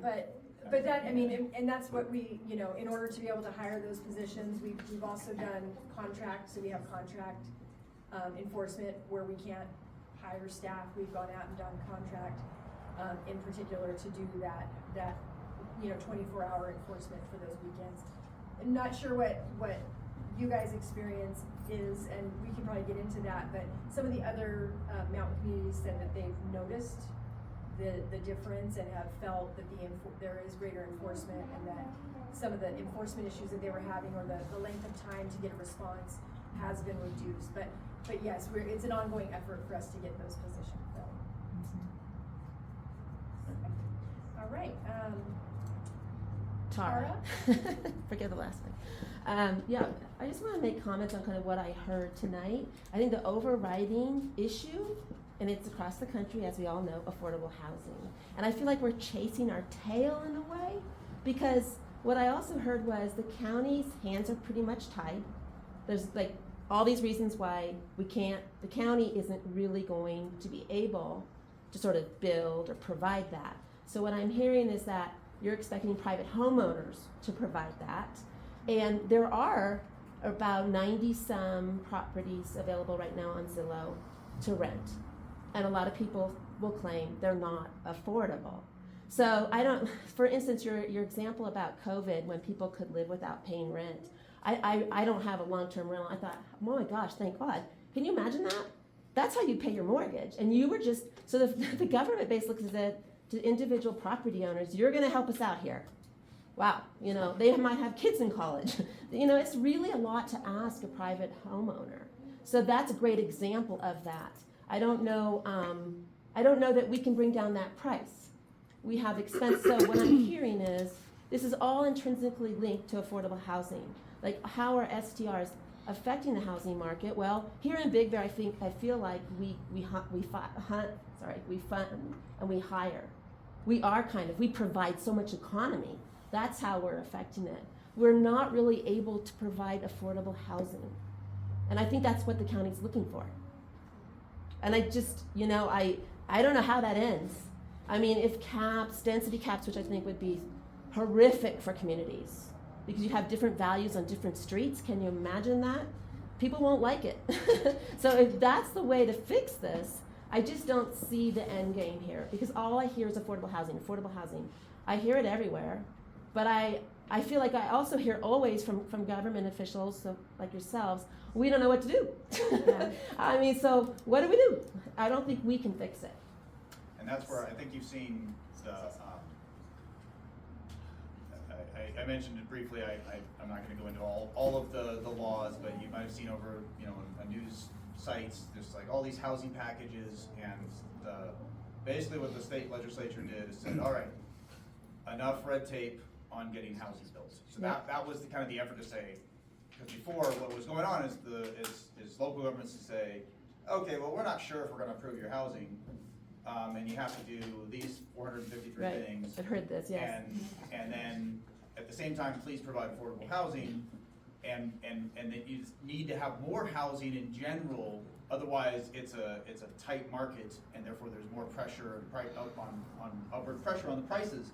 So the idea, and this is the experiment, we're gonna see how it plays out, is that's why the state also said, hey, Southern California, jurisdictions, you have to go zone for 1.3 million units, and about 400,000 of those need to be theoretically affordable to lower income households. And the way that that translates is, it doesn't work in a place like the unincorporated mountains, but state law says, all right, in Southern California, if you zone a property for 30 units an acre or more, then you've kind of, and it's a real site, it's not a shopping center that's fully leased up, that you say, oh, we've made this mixed use, and now it's 30 units an acre, and it's theoretically available for affordable housing. That kind of, in years past, with some jurisdictions would have these sites that weren't really all that developable, so they put more restrictions on the sites that you zone, can't be phantom sites, they can't be, faux sites, they have to be developable over the next 5 to 6 years. Okay. And the idea being, hey, in areas where, and they have to have infrastructure, or they're gonna get infrastructure, and the infrastructure can't be too expensive. If the government, local government, has set the table so that the private market and then the public market, the government can come in and try and provide some funding, matching funding, stuff like that, but the private market can say, hey, there are people who build affordable housing, but they face so many obstacles, including public opposition. And so let's make it so that it's by right, which means doesn't go to planning commission, doesn't go to the board of supervisors. So there's no forum for somebody to go, hey, I don't like this, I don't want this in my neighborhood. It's approved by staff over the counter. It's just if you match the standards, you get built. So the idea is, how can we facilitate as much development of housing in general and get government out of the way, so that the idea is you kind of flood the market with as much land as possible. I'm speaking next week to a bunch of developers who are trying to understand housing elements. And they're trying to say, well, how can this help us? And it's, look, now developers don't have to get into a bidding war with the 4 pieces of land that somebody might be willing to let go. Now they can say, hey, jurisdictions have thousands of sites that the state is actually putting up on the internet to say, hey, here's what all the jurisdictions, these are cleared for housing. So that's kind of the, because you're right. So you're hopeful, sounds like. I am. There is at least some attempt at a solution, because there has been in the past very little, it's very much Yes. been kind of like a, please go do this. Yes. So, Well, that sounds, that sounds hopeful, but you also mentioned it kind of doesn't apply to unincorporated. oh, what I mean, if in the unincorporated, where the challenge is in the unincorporated area here is it's inappropriate in most of the places to go, oh, let's go zone that for 30 units an acre. True. There's not the infrastructure, there's not the topography, you just can't, do that. So that is part of the challenge, is how do you go into areas like this to say, how can, vouchers can somewhat be of some help, but how can we stimulate more vouchers to this? How can we, ADUs in theory, provide that opportunity for somebody to say, I'm living on my home, or I have a second home, and maybe I can build an ADU, and maybe I'm willing to do that for long-term housing. And maybe that is something that, because they already bought the land, there's no land cost, they just need to build the structure, which might cost $50,000 to $100,000. And I know they can cost more to get everything, but they don't need to rent it for as much. And so, that's some of the hope, but then we know that people are using ADUs for short-term rentals. Well, yeah, I think second homeowners up here, the 80-20 I was talking about, Yeah. They don't typically go long-term for all the reasons mentioned, Right. the landlord laws. Right. They also, as a second home in the mountains, historically, wanted to use it. So it's just never, Yeah. it's not new. I guess that's my point, is that's not new, and that's not that's always been the case up here. Right. So anyhow, thank you. And I think we're gonna try and get through the speakers first before, I know, again, I don't wanna come across as rude if somebody says, hey, I wanna add a comment on that. We're just trying to get through all the speakers, and then we can open it up again, just so everyone is signed up and speak. Theodore. All right, thank you. Few things. I think the law is that TOT taxes collected are supposed to be spent in the communities that they are collected in. So I'm very concerned about our funds going into a general fund. Very concerned.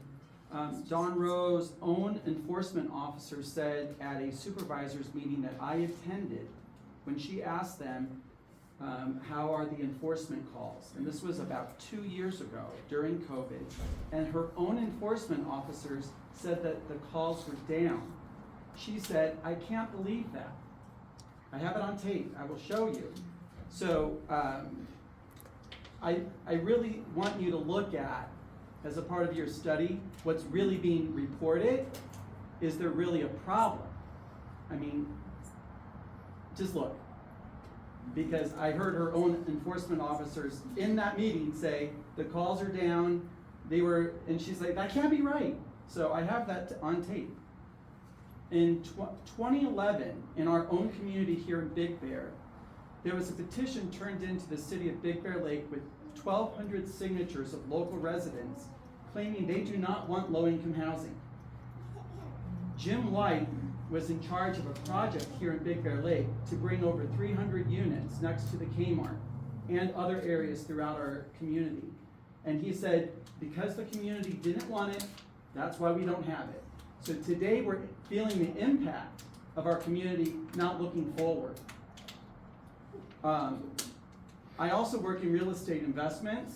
I have personally called low-income housing developers, and they have told me we're not going to have low-income development in the unincorporated areas because it just doesn't map out for the way our state works.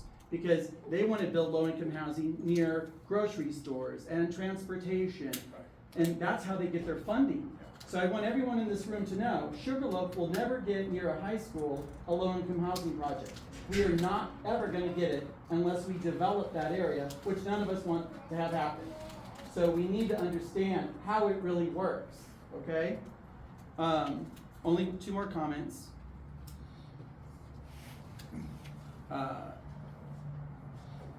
When the community started to have this exact issue, I'm all about getting to the bottom of what's really going on. There's a law in our county that says if you're a long-term rental owner, you have to apply for a license. So I'm like, because I looked for the number of how many rentals we have. So I called county and I said, where's this number? It says this is the law. Why aren't you tracking it? And they said the way they enforce it is only when trouble arises do they go after the long-term rental owner and find them and cause them trouble then. I said, well, what do you mean cause them trouble? She goes, well, if the renter's causing trouble, we're gonna have to go over to that after that homeowner to cause them trouble and get them to get a license. So I asked her for the total number of mountain region licenses that they had. Get this, guys, they only had under 100 licenses even registered. So all of this money being spent on this study, none of it would even be necessary if we followed the laws on our books in this county that are designed so we're never in this position. So here we go again, creating new ordinances and new laws to try to solve the problem when we're not even looking at a simple law that says, hey, let's just count the number of people renting, because that might be important one day, because we're in California where low-income housing might be important. So I just highly recommend that a part of this study is that you look at the current laws in place that might be applicable to solving these problems, and that we don't create some crazy way of solving low-income housing, when the reality is, I think if we just kind of figured out how many people were renting here, and then start there and figure out each year how the short-term rentals impact that kind of stuff, or maybe we can even look backwards and see how many rentals we have. I don't know, but I think we already have the laws in place, and that might be a great recommendation for your study. Thank you.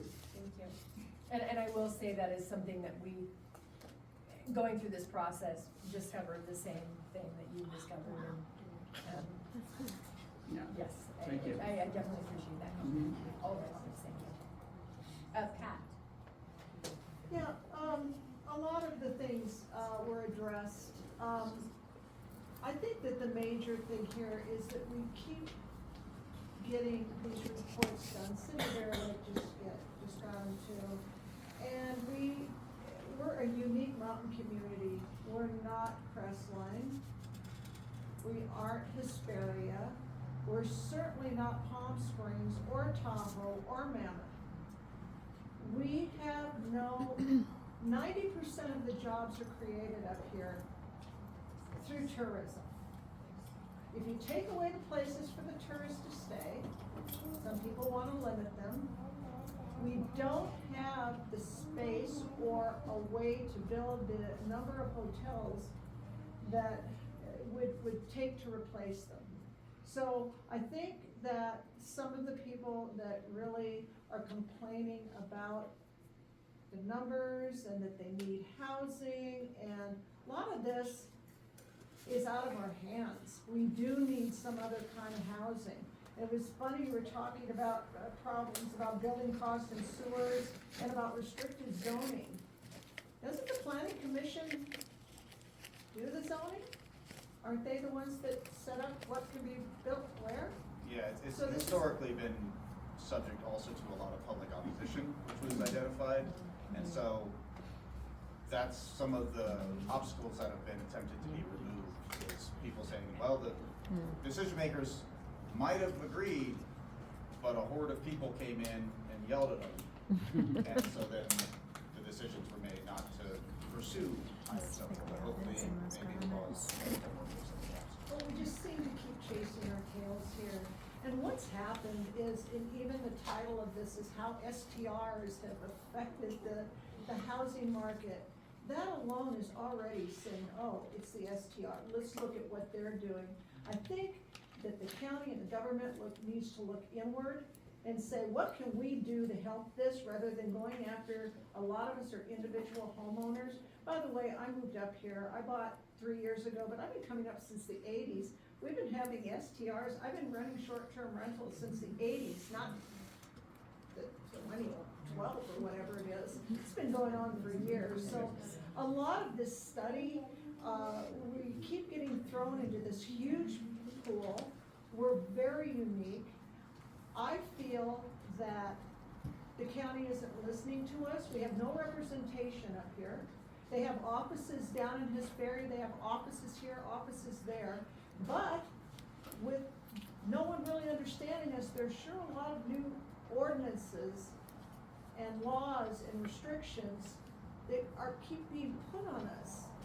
And I don't know, I feel like before more studies and more laws and more restrictions and more money, it all keeps coming down to, we had a $550 every 2 years to get a license.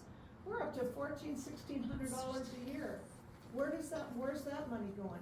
The TOTs, millions of dollars on this mountain, keep getting thrown into this mysterious general fund. That's right. But we don't see anything coming back up to us. The money collected on the mountain needs to stay on the mountain. We need representation up here, That's right. not more rules. And you talked about more STR permits. How about more business permits? There is a whole ton of business permits that are being issued. And you would think that's great, except the people that are coming up with these big, stores and this and that, they're coming up without any employees. Where are they gonna get them? It's gonna further put strain on this community. And I just think that I'm pushing it back into your corner to come up with something rather than to come up with what's against with the people that are here. That's all I have to say. Thank you. Maureen. Hello. Hey, Maureen. Hi. And a lot of my comments have already been addressed, so I won't repeat those. But Pat did bring up a good point that the whole format and the way it's being presented is short-term rentals are affecting long-term housing, which is absolutely not true. You don't want to speak to why it's printed that way? Sure. So, when the county was conducting its housing element, it's required to do a lot of outreach, and there was a substantial number of comments that came in and said, hey, short-term rentals are creating an affordable housing problem. I'm paraphrasing, there's a whole bunch of variety of comments. The county was going through the review by the state. The state said, well, we're hearing a lot, and this was kind of like somewhat early in the process. The county didn't have a program. Later in the process, towards the state, the reviewers of the state said, hey, we're getting some more direct comments from the public. We're seeing that there's comments in there. Can you please go study the issue? And the county said, sure, let's go study the issue. We're not going to, and if you read the program in the housing element, it's all about to see whether or not. And that's how this is framed, is looking at the impact, whether it is. We're trying to go into this saying, look, we know any issue with housing is gonna be complex, but are we going to see something, but we needed to pose it, it's how we need to frame it in the housing element. What is the effect? Everything has an effect on itself, but we just needed to be able to frame it. So it wasn't with bias going in saying, oh yeah, we know short-term rentals are absolutely trash for affordable housing. It was, okay, what is the effect? And if the statements that are being made, is there quantifiable data to support that? We don't know, Yeah. and that's Rather that's than why. just anecdotal. Yeah. So go ahead. One quick thing, can you frame what affordable housing means in terms of the income strata?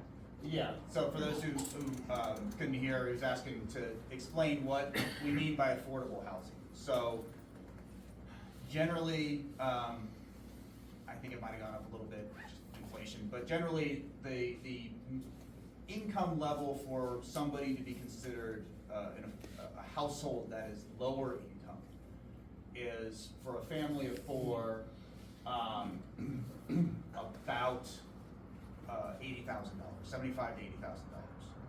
$80,000. It gets ratcheted down by household size, and I think it's something like $65,000 or something for a family of one or two or something like that. So, and then what happens? You say, okay, what can they pay for housing costs? And there's rental housing costs and there's ownership housing costs. So rental housing costs, the general accepted standard is 30% of their gross income. That's an ideal setting. In Southern California, we are often willing to pay more. For a lot of people, they are paying, especially once you get up on higher income, some people are paying 55 to 70% of their income, but they have enough income left to pay for the basic necessities. Or some people just choose to overpay for housing. But for affordable folks, the idea is, look, if you only earn so much money and you spend more than 30%, it takes a certain amount to live, to buy shoes, to buy groceries, to pay for utilities and all of those things. So the general formula is 30% of their gross income, every month. So we say, okay, this is generally the accepted rent of what's the maximum. Then there's various federal and state programs that say, okay, we will come in with vouchers, we'll pay the difference between the market rent and what's affordable for ownership. It's obviously, the difference is so much larger between what the market rent or market rates are for home prices versus what somebody can afford to pay. But there is some allowance for, if you're buying a home, you can pay a little bit more than 30% because you're getting a property tax deduction. Recent laws kind of made that a little problematic for California, but you can still kind of get some benefit from it, and you're saving your principal. You're getting equity rather than renting and basically just putting your money into someone else's hands every month and you don't get any equity out of that. So that's generally what's considered affordable. You have seen California passed, in some people's eyes, they don't like it. Some people's eyes, it's not enough. They've raised the minimum wage. It's up to, I don't know, $15.50 now, I think, an hour. But what that translates into is, if you are able to get a full-time job that pays you about 2,000 to 2,100 hours a year, then you just take 15 times 2 and you go, okay, that's about $30,000. So, and it's not the people who say, well, don't you have roommates? Just because, not everybody should be able to have a home by themselves completely at a cheap rate.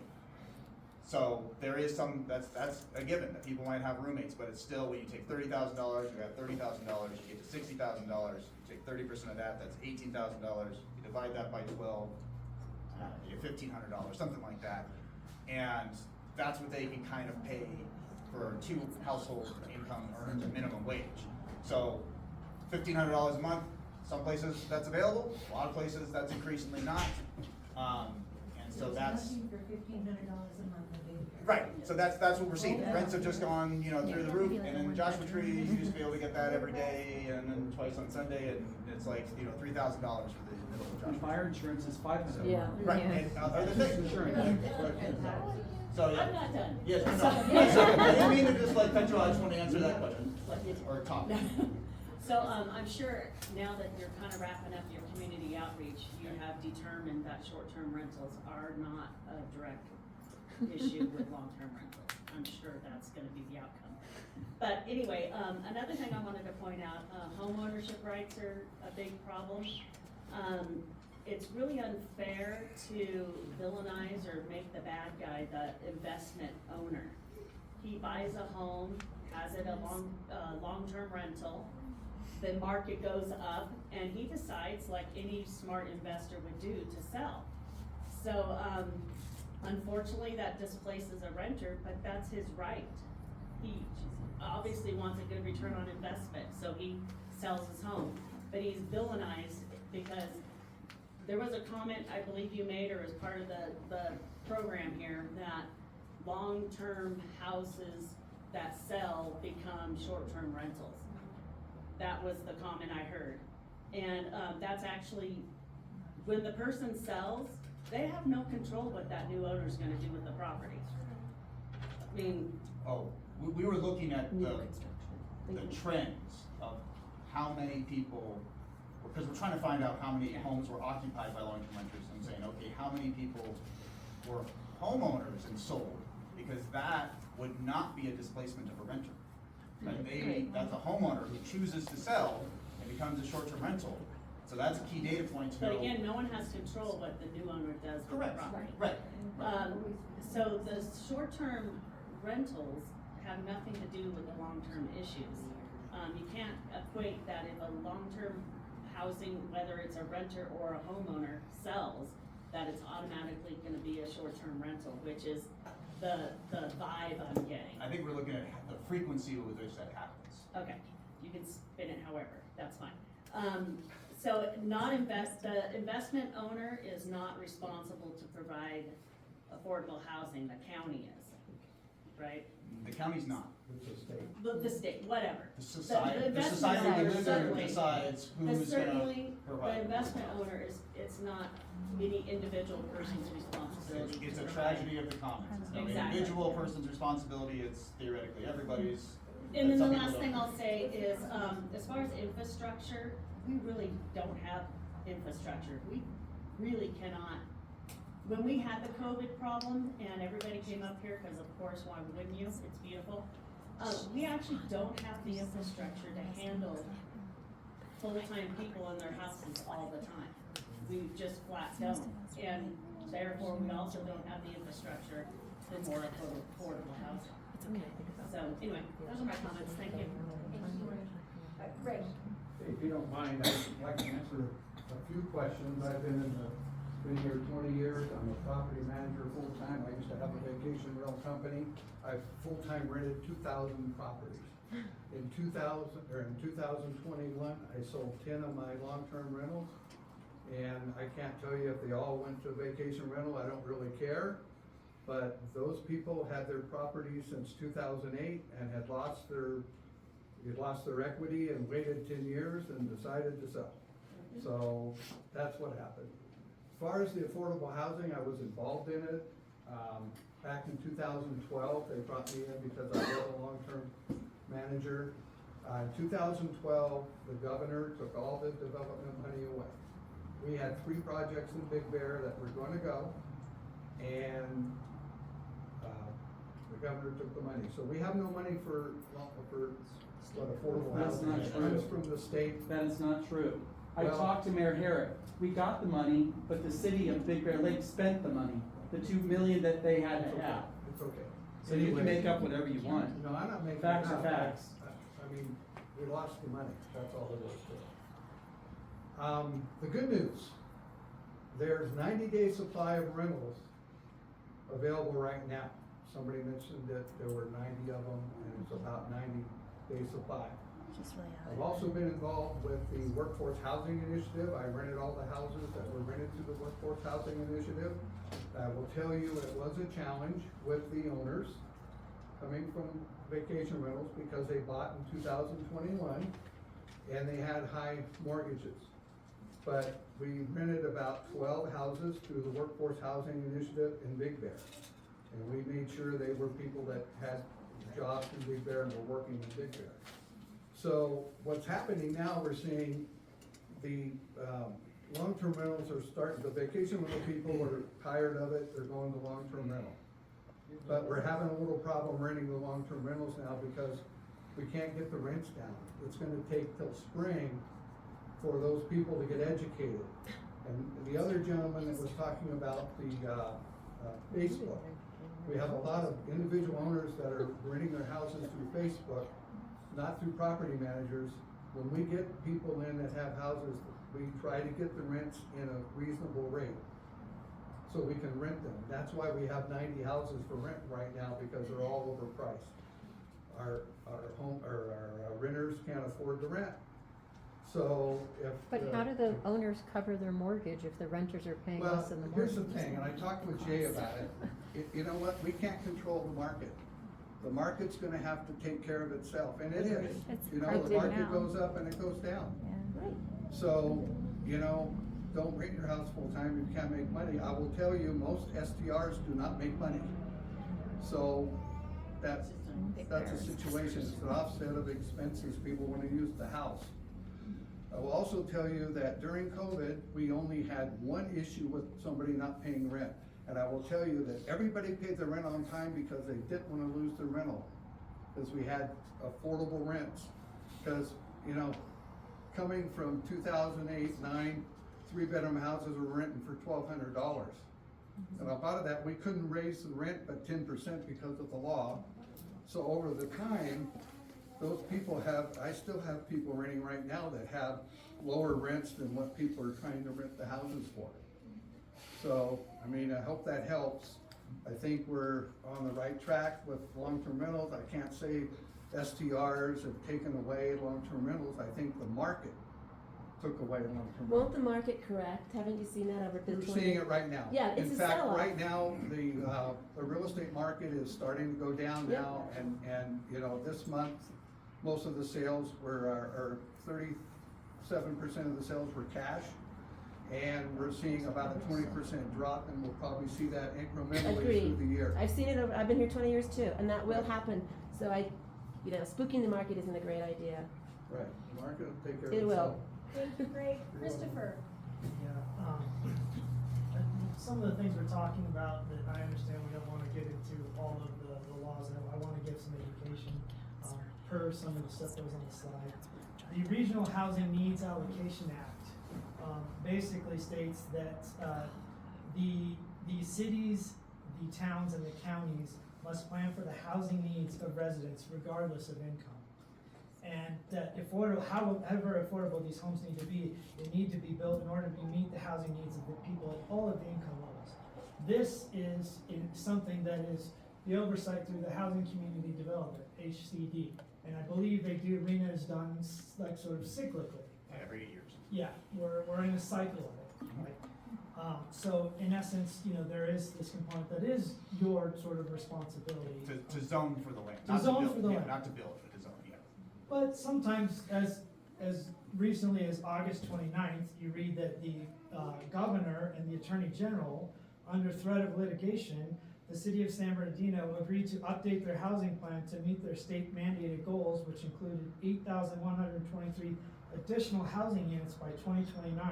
The law requires every jurisdiction to adopt a multi-year housing plan, and the state is aggressively working to hold communities accountable for local housing needs.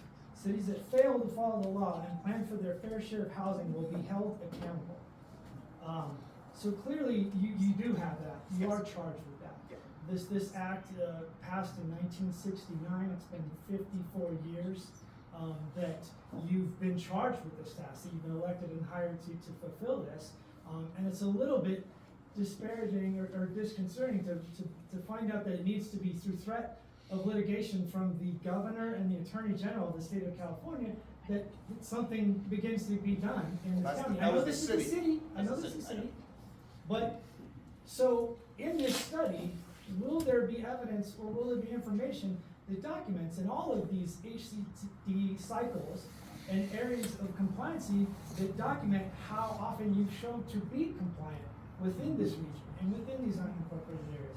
Because that's part of the story about whether or not we're affecting affordable housing or what your part is in all this. I get that it's hard. I understand, so you're looking at a guy who built a skyscraper in Dubai. I know what hard is. I know it's hard, but the governor and the attorney general think that it's possible. So I'm just curious, is this compliancy gonna be something that's reflective of what you guys are being held accountable for and what's being asked and these things, because that information doesn't always reach us. Moreover, one thing we've talked a lot about is the transient tax. The Senate Bill 584 has passed. No. I mean, no, it's flown through the state, but not yet the assembly, but flew through the state. It says they're going to be taking another 15% on top of the transient tax for affordable housing. There's your bankroll. There's your bankroll. So it's going to be a little harder for somebody like me to hear it's hard, it's difficult, there's all of these issues.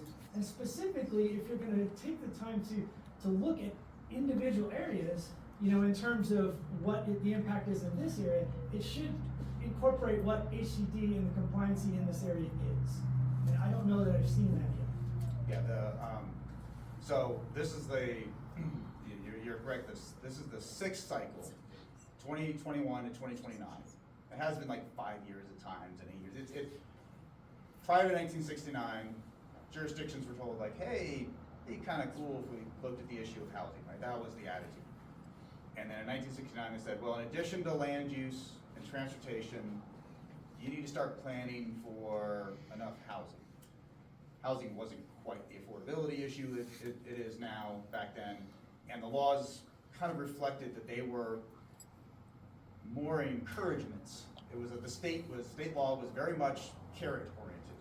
It was, please, if you do this, you'll be eligible for state funding. A lot of jurisdictions decided, I don't need state funding, and a lot of our constituents don't want affordable housing because they say affordable housing equals poor people and criminals. And so we're just gonna, a lot of jurisdictions literally zoned out, said we're only gonna do single family housing as far as the eye can see. You had multifamily housing being built in the 70s and 80s. Condominium defect litigation took care of a lot of people's desires to continue to build high density housing in the 80s. And there was a huge wave of what happened where people were building like 8 plexes and they were not managed on site. They were absentee owners. And so you had a lot of housing, multifamily housing go downhill, and all the jurisdictions said, enough, we don't need more what they would call ghettos, and we don't need more of this. So state law, pretty much between the 70s and I would say even like to 2000, was still pretty much just, jurisdictions were encouraged to do it, and there was hardly any real teeth in the law. They then finally in the 2000s started to say, okay, you really need to show us that you're zoning things properly. The government needs to set the table, but between 2000 and really about 2014, the government could say this is zoned for 20 units an acre, and if it got developed for single family housing at 40 units an acre, state law said, well, I guess you tried. So there was a lot, and when we say state law, it's like, yes, that's the legislature, it's the people that get elected, there just wasn't the motivation for the legislature to pass the laws to make people go accountable. Some jurisdictions built affordable housing, most didn't. Everybody just said, look, let the market dictate it, we don't care. If one property owner wants to sell for as much money as they can to build single family housing, we're not gonna force them to zone it or build it differently.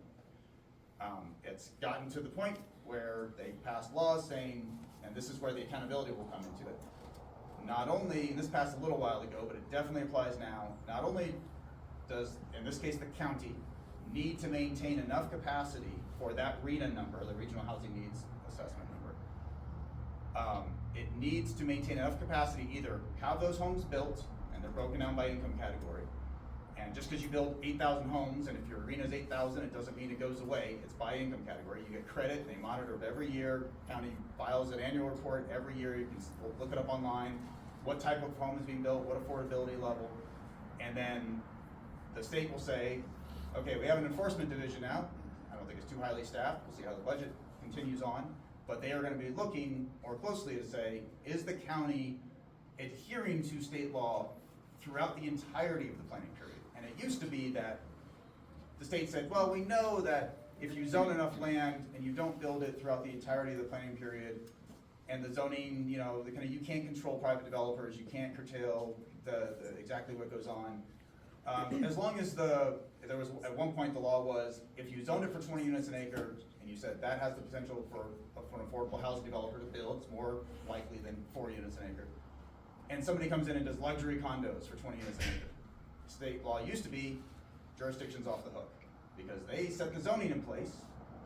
Market didn't respond, but that wasn't the jurisdiction's fault. Now, oh, that parcel got developed, all right, show us where else you're gonna do it. And so that's where all jurisdictions throughout the state are gonna have to continue to provide, make sure there's enough capacity. And if not, then that's where some of you may have heard popularized the builder's remedy law comes into effect. That law is actually in place since the 1990s. But state law also changed because it used to be that a jurisdiction could legally comply with state law just by adopting a housing element. They didn't have to get certified. They just had to adopt it. That was compliance. That changed recently. And now certification is, and logically kind of what we should be, the litmus test for whether or not they were in compliance with state law. So now if a jurisdiction falls out of compliance, somebody can come in and say, I want to do housing, not even necessarily affordable housing. I want to do housing, and I don't have to care about the zoning. You don't have a plan to accommodate housing, so you can't tell me no. It's a drastic oversimplification of the issue, but so the laws have gotten stronger. The county, we've done the last 3, the county has been certified, at least the last 3 cycles, I can't remember offhand, but I think previous ones. It was easier to get certified in the past. And historically, throughout, I've seen 3 cycles of the county's housing element, historically it used to be, there were a lot of areas where you could go buy, you could still kind of, but you could go buy land for $5,000 an acre, $20,000 an acre, get a manufactured housing unit, spend $10,000 at that time to hook up and everything, and you were off to the races for $110,000. And that was, the county then said, okay, we're talking to our community, they don't want high density housing. We see how lower income housing is being provided. It's being provided by low density manufactured housing, things like that, single family homes. So that's how they were going. Then state law came in and said, nope, you gotta do high density, we're not gonna accept any of that. And that's been kind of a thorn in the issue of the county, is like, how do you go in and the county gets to count any housing that gets built. So if somebody wants to go in and figure out a way to get 20 units an acre on a site, as was mentioned before, the tax credit allocation committee from the state, where you get these, you ever hear 4% tax credits, 9% tax credits. This is the subsidies, the tax subsidies that developers are given, but they're only given if they are deemed kind of the best areas to build affordable housing. And that's where it was brought up. You're gonna be better if you're near a supermarket, near a school, near medical services, all of your jobs, all of those transit, all of those things that in more rural, rustic, unincorporated areas that spread out at best, even if you have them. And so that's where you aren't gonna qualify as much, see those projects qualify as much for them. So, but anyway, I could talk for 4 hours. Thank you. Scott. Yes, a lot of people here have already made the points that I was gonna make, and Tara and Pat and the front row kind of completed everything, but I'd like to take it to our personal experience and how that relates to what you're talking about tonight. Her mother left us a townhome in Anaheim, and it was walking distance to Disneyland. And in the complex it was in, there were a number of short-term rentals. So when her mother passed, wasn't in the greatest shape, we wanted to fix it up to do that. In the meantime, we put in a long-term renter, and with the stipulation that, you know, it might be a 30-day notice. So the association in the complex decided to prohibit STRs. So it all went out. And then on top of it, the city of Anaheim put big restrictions on because of the hotel industry and all that. So we were faced with, do we fix it up and put a long-term renter in, or do we try to find another property that we can do a short-term rental in a friendly resort type situation? We visited Big Bear for our whole lives. We love it up here. We still went, we lived in Oregon, we lived in a number of other places, we kept coming back to Big Bear. And we thought this would be awesome to do a tax deferred exchange, get a property up here that we could even spend some time in. It all worked out great. And then our home is a little over 2,000 feet. It's got a real big driveway out in front. I studied all the ordinances to, see how many occupants we could have. We wanted to set it up for families, not for parties, but extended families. And the first year and a half that we had it, it worked out great. And we got an occupancy of 10, and our driveway will accommodate 6 vehicles. So we thought, okay, we're set. We just need to monitor it closely, which we do. We've never had any complaints or anything. Well, I got my renewal on the license, and they reduced our capacity to 6 instead of 10. So now we can have 6 guests and 6 cars in the driveway, which doesn't make any sense at all. So we're heading into now the holiday season, where last year our averages were 8 to 10 guests, just all the time, grandma, grandpa, kids, whatever. And now we're faced with not being able to, believe me, I've written plenty of letters, I'm waiting for answers, and I'm gonna fight it to the very end. But the whole fact of the matter was, we picked Big Bear because we love the place, we wanna contribute to the community. This place has so many great restaurants and things to do. Without STRs, wouldn't happen.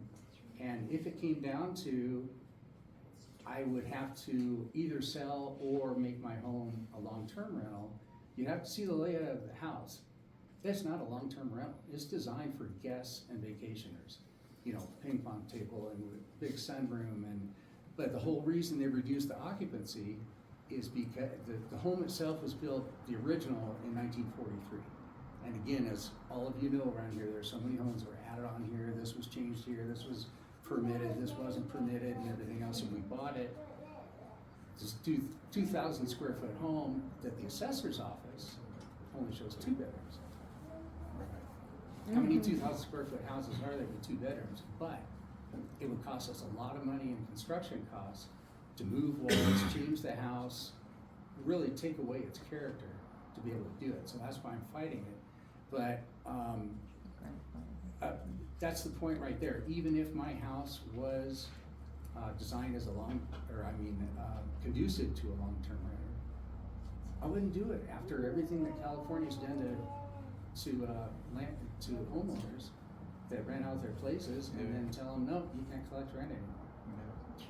So we lucked out that the long-term that we had in there actually moved out right after COVID started, because she couldn't stay in California. They moved to Nevada. So we didn't, have to try to get them out anyway. And we would have been stuck if that was the case. If she didn't voluntarily leave, we would have been stuck. Yeah, this is in Anaheim. Yeah. So, here we took what would have been a great opportunity. Now, we gained another great opportunity, but then all these restrictions are coming in. I understand that there are residents here that don't like to hear parties. They don't, and that's just, yes, there's a lot of responsibility on the homeowner. We've been very fortunate. We vet everybody. We look at them, we send them notices, that they'll be fined if there's too much noise. That still doesn't mean that, and I can't say 100% of them have been perfect. But we have cameras, we have controls all over the house, so we know what's going on. We're responsible owners, and we're not. And on top of it, we're not taking away any long-term housing at all. Thank you, Scott. Barbara? Barbara? You can stand up. Oh, there you are, Barbara, sorry. I'm both. So I work with a company that has both short-term and long-term rentals, many of which are in Big Bear City. The market in Big Bear and in the valley is totally flexible. Some years, we have a lot of STR rentals, and some years we have very little, like this year. The roads were closed in March. The forest was closed until June 1st. People hear that and think, oh, all of Big Bear is closed. So if you had an STR this year, you're hurting. You're hurting. And it's, you know, and when we do and we've had some of our owners convert to long-term rentals, but it's also a hard market in Big Bear because people have a hard time to prove their income. Many people take their income under the table. They have a hard time, they don't have bank statements. I mean, yes, we have a big workforce. That workforce has a hard time to really qualify for a full-time rental, and we have to protect our owners. We can't just rent to anybody, you hear it all the time. Then they wreck the house, or they don't stop paying the rent. Now you have to get into an eviction process, which could take 2 to 3 months, or the state suddenly says you can't evict anymore, like I heard today, they're starting that again. So, I mean, it's not an easy thing to even do a long-term rental up here in the valley. Done a couple thousand in the last 20 years. Yeah. I'll tell you how hard it is. It's hard to find a qualified renter. Well, you find them. Finding qualified long-term renters is hard. I'd say that's hard. Also, the people who purchased their home when the market was up, they can't afford to rent a long-term for less than, right now in the valley, if you look, if you did any research at all, a 1-bedroom is going for maybe $1,300-1,500, a 2-bedroom is going for $2,000 plus, and a 3-bedroom is going from $3,000 to $4,000 a month. That's what they're being advertised for. People in Big Bear can't afford that, so now what? You're gonna have 2 families living in a single-family home to be able to afford the rent? Yeah, I hear a lot of talk about affordable housing. I don't know where you're gonna put it up here. I don't know how that solution is, and the only thing I've seen the county come up with is if you do a Section 8, which takes a couple of months to get your home approved for, or whatever, I had a condo that I got approved for, they will give you, I don't know if they're still doing it, but at that time, last year, they would give the owner $1,000 bonus to do a Section 8. Well, that barely paid for the 2 months that it took to get qualified to do that rent. So, I mean, it's not really a help, but there's some way that the county, I'm hearing, has a lot of money from the TOT or the licensing fees. You know, the licensing fees for the county a year ago were $489 for 2 years. Yeah. Now to renew a license, it's $889 for 1 year. That's a hardship on people for STRs, Too high. especially this year when they're not getting rented out. So that's And just you're out right. of pocket to the owner. And it's not seems like not a very fair situation to put them in. I need affordable. I do. Okay? So I think that's my point. Cheryl? Hi. I personally know of several situations where landlords were not able to collect rents and they were not able to pursue evictions during the COVID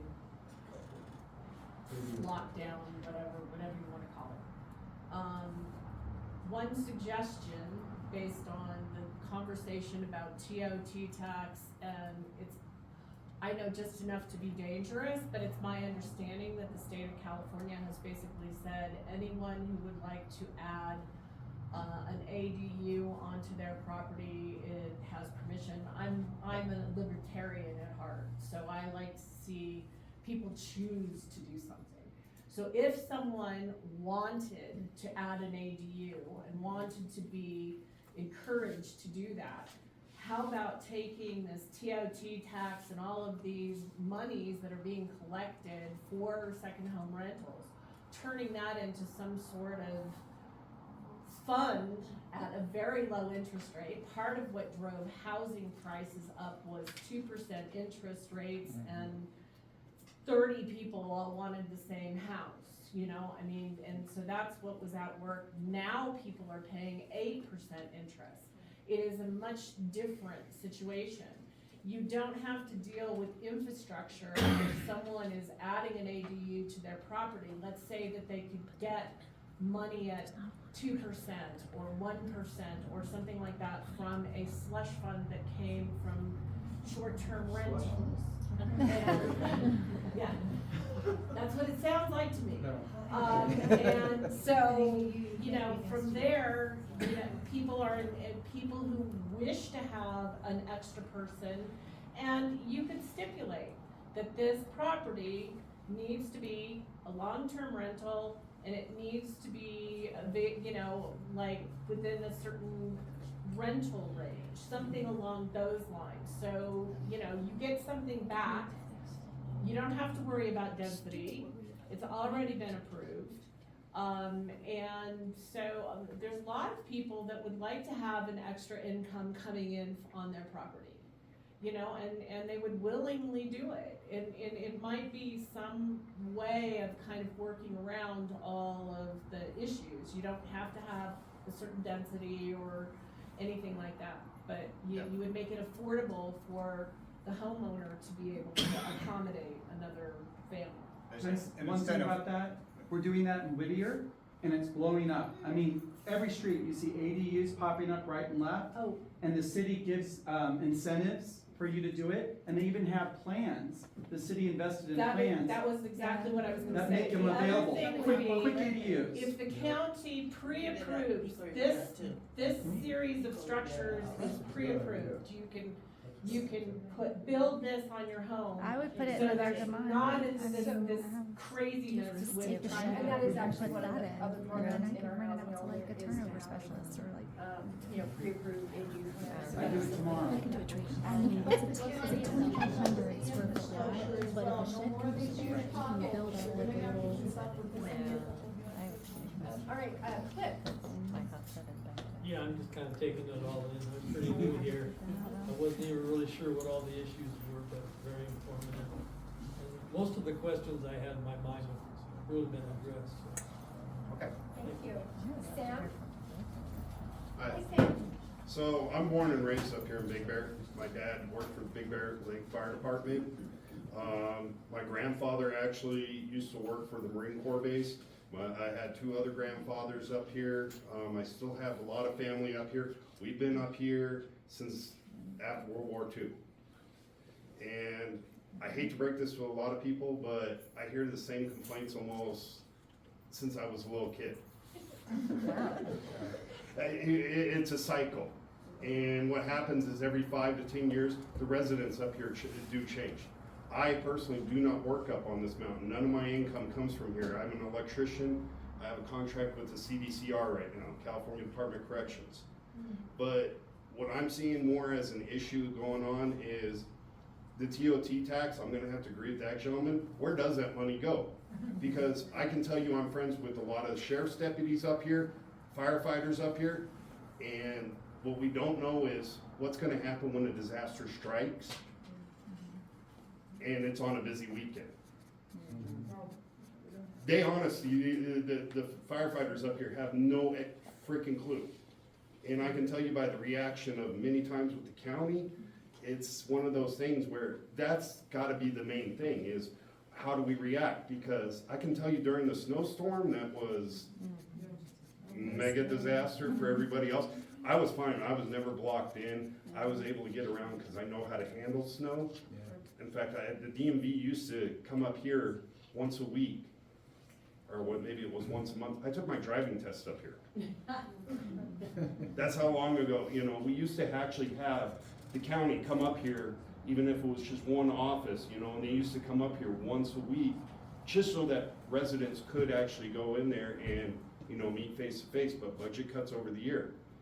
Well, now I know the county's making some decent money off of property taxes, because that all changed after 2020. So right now is the time to actually be investing in the infrastructure, because, what is gonna happen? It's not if it's gonna happen, we know the big one's gonna come one day. The San Andreas Fault's gonna cut this mountain off. What's the county gonna do about 100,000 people being trapped up here? I know those are the numbers of people that will be up here, not just in short-term rentals, but day people.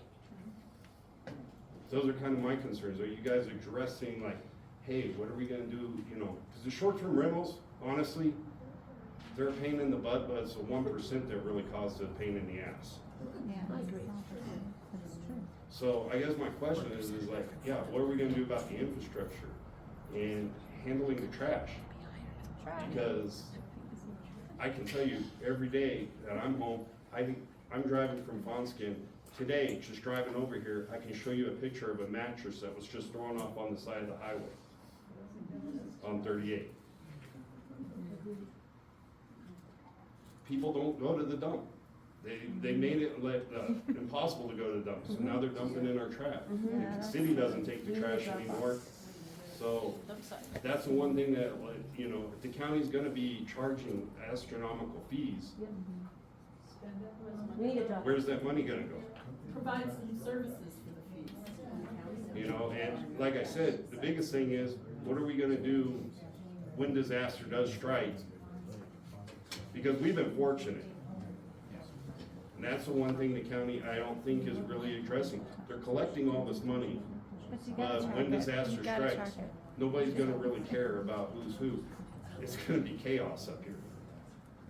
The county does have, that's not the focus of this meeting, but I can talk to you afterwards about the county's planning on public safety, resiliency from, you know, disasters. Yeah, but the thing is, I understand that part, but if it's a busy weekend, and I mean, I can tell you right now, cause me and the firefighters, we hang out all the time when I come up to visit and everything like that. Over there at San Bernardino County Fire, their relief's gonna be cut off. Their mutual aid's cut off at the mountain highways. I was here for the Big Bear earthquake, the Big Bear Landers quake. Our mountain community was cut off. We talked to them during the countywide plan. 91. We looked at what's it take to provide additional, you know, access, right? And they said, well, it's about $50 million to build a new road.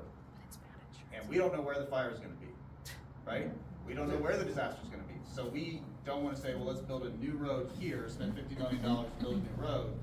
They say, right, what they were talking about was, they say, look, we shut down, when we figure out where the problems are, right, if it's localized, if it's just everywhere, obviously that's a different issue. But if it's localized, they say, we turn all these other roads into one-way down roads, and then we turn other roads into one-way up for the emergency crew, and we figure out where we have to go get bypassed. Obviously, disasters don't have rules, they're gonna block places off, but that's what we talked to them about on, you know, okay, what happens when disaster strikes? What are the solutions we can kind of look at it creating, and they're saying, look, good luck trying to figure out where the disaster's gonna be on the mountain and how to, you know, pen yourself. Well, no, in. trust me, I get that part, Yeah. because like this winter, to me, was a complete joke, because I didn't miss a day of work. Right. Oh. And I was working at Avenal State Prison. I was able to get through just fine, and it was like, all I had to show the CHP was my CDCR credentials, and just, yeah, they let me roll through. Yeah. But like I said, I never even had to chain up this winter. I haven't had to I don't even know how to put chains on, to be honest. But what I did see was the community hurting, because my wife and I went out to dinner, and, you know, there's people, because that's one of the reasons there's two reasons my daughter moved off the mountain. One was the murder in Fawnskin. Second was because that was at a short-term rental. That was pushed under the bridge because it's a short-term rental instead of trying to resolve that issue. And then the other thing was, what was she gonna become, the manager of Denny's up here? So she decided she's gonna go to college up in Visalia, and it's actually cheaper for us to send her up there. And it's just one of these things where we're kind of like torn. Do we go ahead and sell our house? Do we rent it out? My wife loves our house.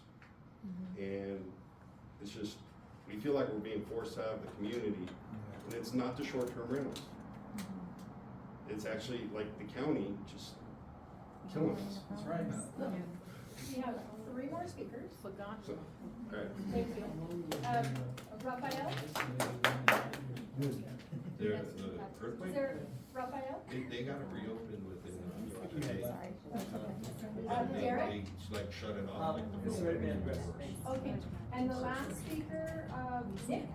Oh, wow, that's a lot of pressure. Bring it home. No, I mean, I appreciate everybody's comments, and most everything's been addressed, and there's definitely some people I'd love to chat with afterwards, but, I mean, just in watching the presentation, I hope everything's being done in good faith, and I get the impression that it is.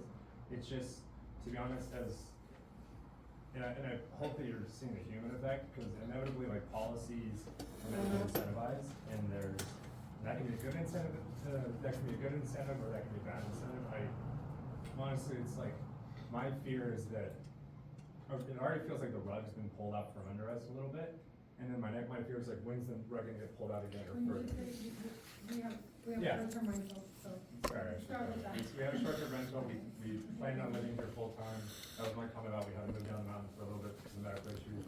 And so it's like, we're trying to make it work. We've listed it as a long-term, no bites, for the same reasons other people have kind of talked about. But then, you know, we hear potential moratorium, we hear the stuff in New York, and then there's the fee changes, and it's the things, not just like, oh, the fee went from an application for 2 years to 1 year, but it was like, to me, stuff that feels like a little bit of nonsense. There's an application fee tacked onto it, and then there's the notify your neighbors tacked onto it. And if you wanna make a change, you either gotta go notify them again. So, you know, there's tax changes, obviously, we talked about TOT, I won't bring that up, that's been addressed, or at least talked about. But talking about like, are we gonna add 15% on top of that? You can't, I feel like I can't plan for any of these things. And that's the stuff that scares me a lot. I'm interested if there's an intention to grandfather people in to certain things. So if you've already established yourself, then like, that's tough because you already made a plan.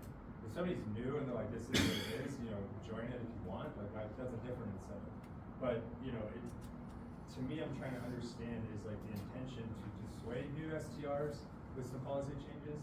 If that is, then like, let's talk about that. Is the intention to, you know, squeeze current STRs so they change to long-term or quit altogether, or is there some other, I mean, that's the truth. It's like, that's like back to the incentives, like, these policies are created, I hope, with an intention of like, what is the incentive? And no disrespect to any of the property managers, but like, you know, in Big Bear, City of Big Bear Lake, like the whole in-person check-in, you know, if you're not, if there's reasons why people might not have bought there because, you know, being in Big Bear City, it's like, okay, well, I don't have to deal with that because I want to deal with this myself. But then again, the rug can be pulled out from under you because it's like, oh, we're gonna make that change. Well, who benefits, right? Like, the only person who benefits is somebody who's set up, and no disrespect again to property managers, but like, the fee structures there are not palatable, not like this year in particular, and unless somebody comes to me with like this amazing offer, we're not a beach community, like this is not Newport Beach, and so like, a lot of the fee structures in place are not necessarily fitting to like even something like turning a profit. It's just like trying to break even or less, right? So yeah, not even break even. I shouldn't say break even, but so I guess my question, whether you want to address it or not, like what is the incentive in some of these changes to some of the policy changes? Like what are you trying to achieve?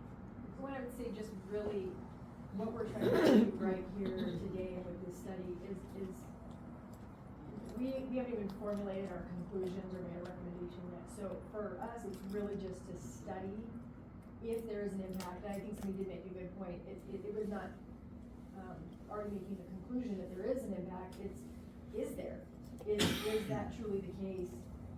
Can we show that the data supports that? We do have a lot of people that saying it is, and we have a lot of people saying that it's not. So at this point, our only intention is to get as much information we can from the community, hear your stories, kind of hear your experiences, and be able to take that back and looking at the data that we've already looked at, some of the data we provided today, and really even make a determination if there's a need for a cap or need for density, and at this point we don't know that. So that's where we are. And then, there's always an ongoing, we're always have an ongoing effort to look at our ordinance and address permitting process, development standards, operational standards. That's something that is ongoing, again, based on what we know. Can I ask a follow-up to that? Because some of the sources that you're using perhaps to conduct this study, I know you mentioned schools or school districts. I know I moved from several schools and I was never asked what's your reason for moving. So how truthful or accurate are some of these sources? Or even if you say housing, I know that first it's kind of a chain of command, right? First you have to establish that short-term rentals do impact low-income housing, which is debatable, I think, from everything that you've heard here first. And then, so then if I do say I'm moving, schools because of housing, I'm just trying to understand how any information that you do receive is going to be parsed out. Yeah, that's a great to question. cause an effect. What we want to distinguish between is what is anecdotal, right?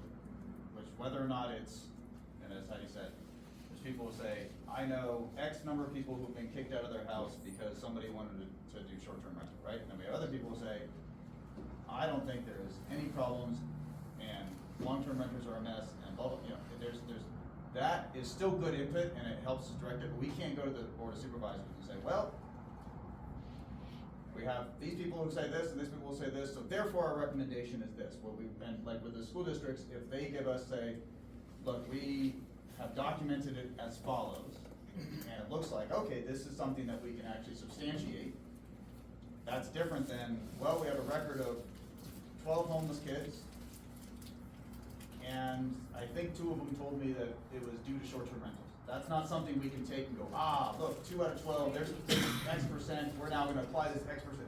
That's not, yeah, so we're gonna try and make sure that we can take, that's the purpose of the study, is not to just go, oh, well, the state says this seems like an issue, or part of the public says this is an issue, therefore we're gonna make this decision on short-term rentals. It's, can we actually ascertain to what degree, if any, do short-term rentals have an effect on the supply of housing? And if there is a restriction on the supply of housing, how much can you apportion the responsibility on the rise of prices versus all of these other issues that are going on?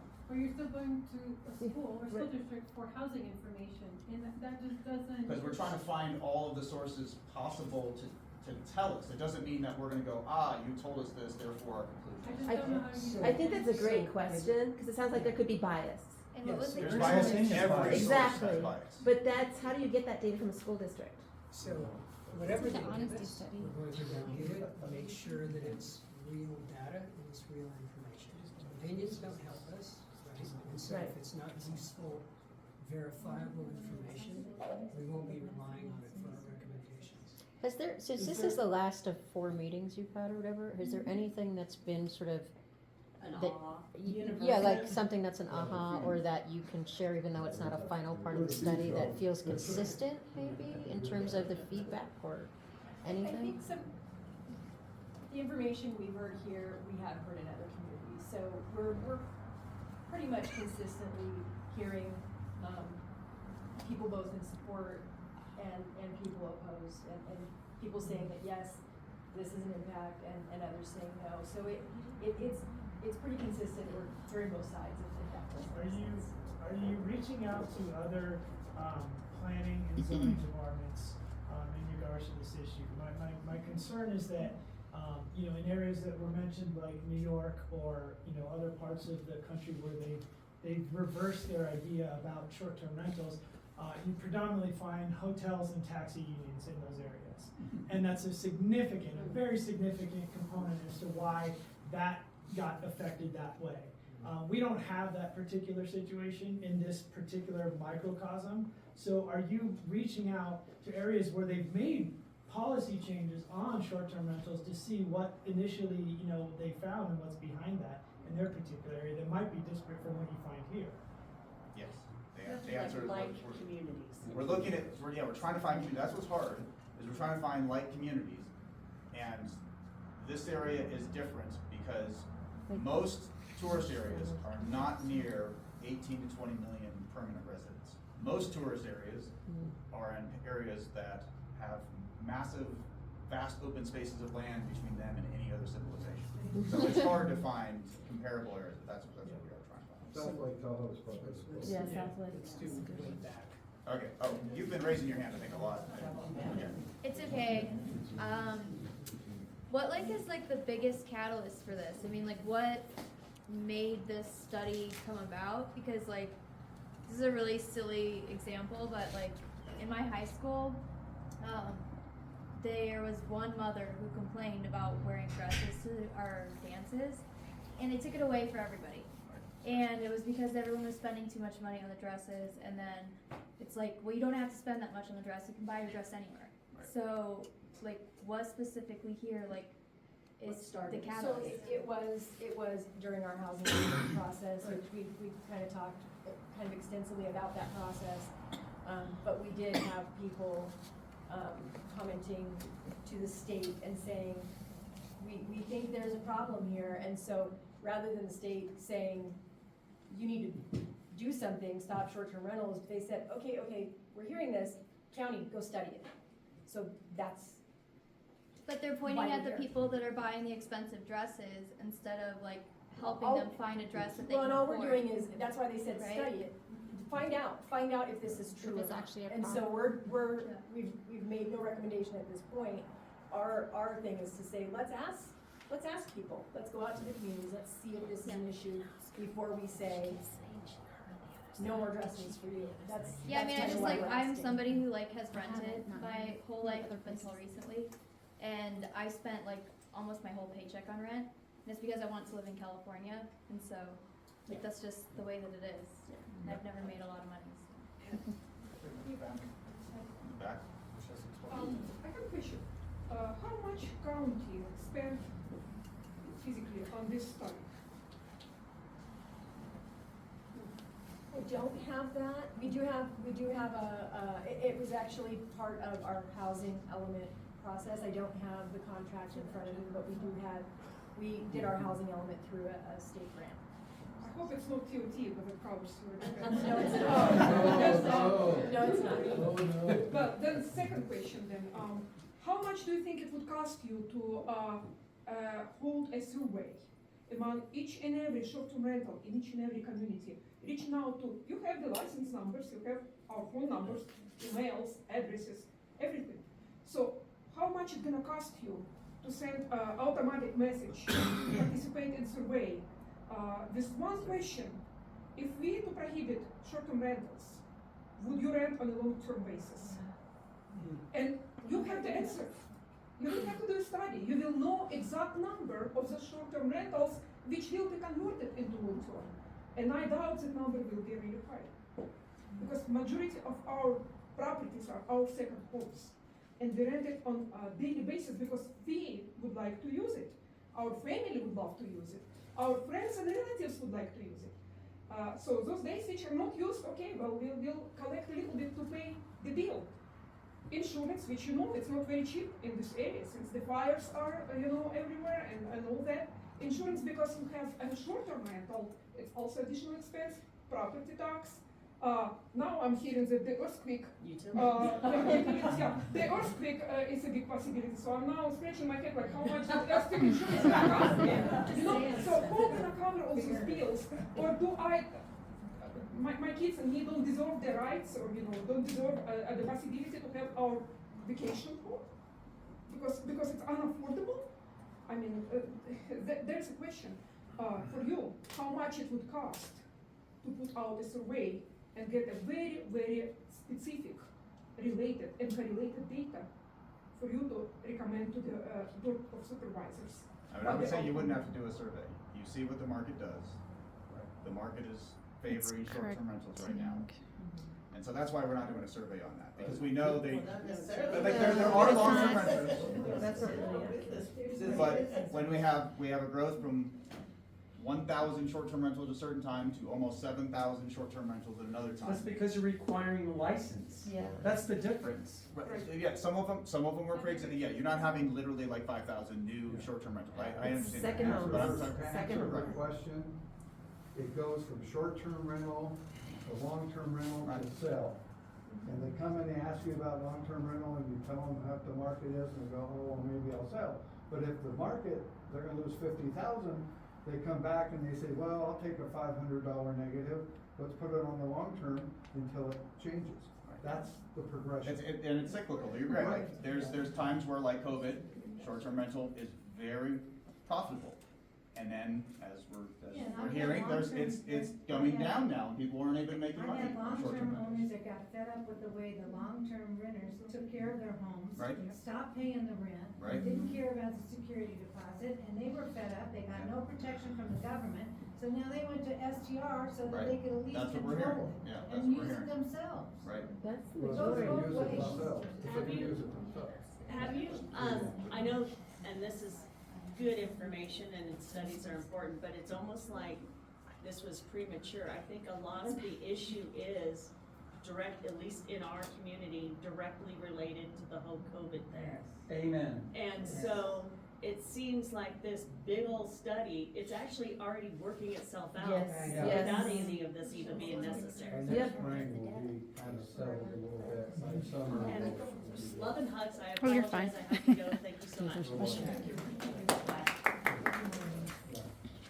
Try to wrap it up, unless everybody's spoken, we'll take a couple more comments. Just a kind of a summary here. If you take nothing else from this, I hope that when you do your study, that you realize that we are just one little spot. We are not like any other place. Please don't do a blanket, this is how it is. It's gonna kill us up here. It's really important that you do that and realize that. And also, I think that you're getting a really good, we haven't really heard of anybody. On the other side. The people, Zero. but here we go. This has been a very different meeting than the others. Yeah. A fair share. I mean, you might have had 5 people out of all of us, and for whatever reason they didn't show. But this is what we are. We are 80% second homeowners and 20% residents. Please don't throw us in the big pile and treat us like something we're not. Yeah. And thank you for coming in. Yeah, and thank talking you. to us. Thank you all for being here. I appreciate your patience.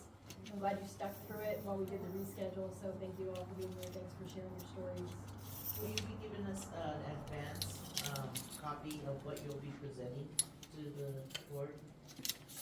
So we wouldn't give out to the public before we give it out to the board. It's gonna be something that would be shared at the same time, so it gets published before it goes to the board.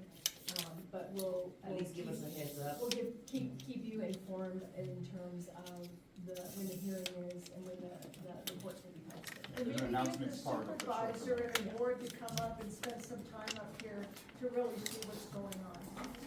That'd be great. They won't. Thank you. All right, thank you all. Thank you.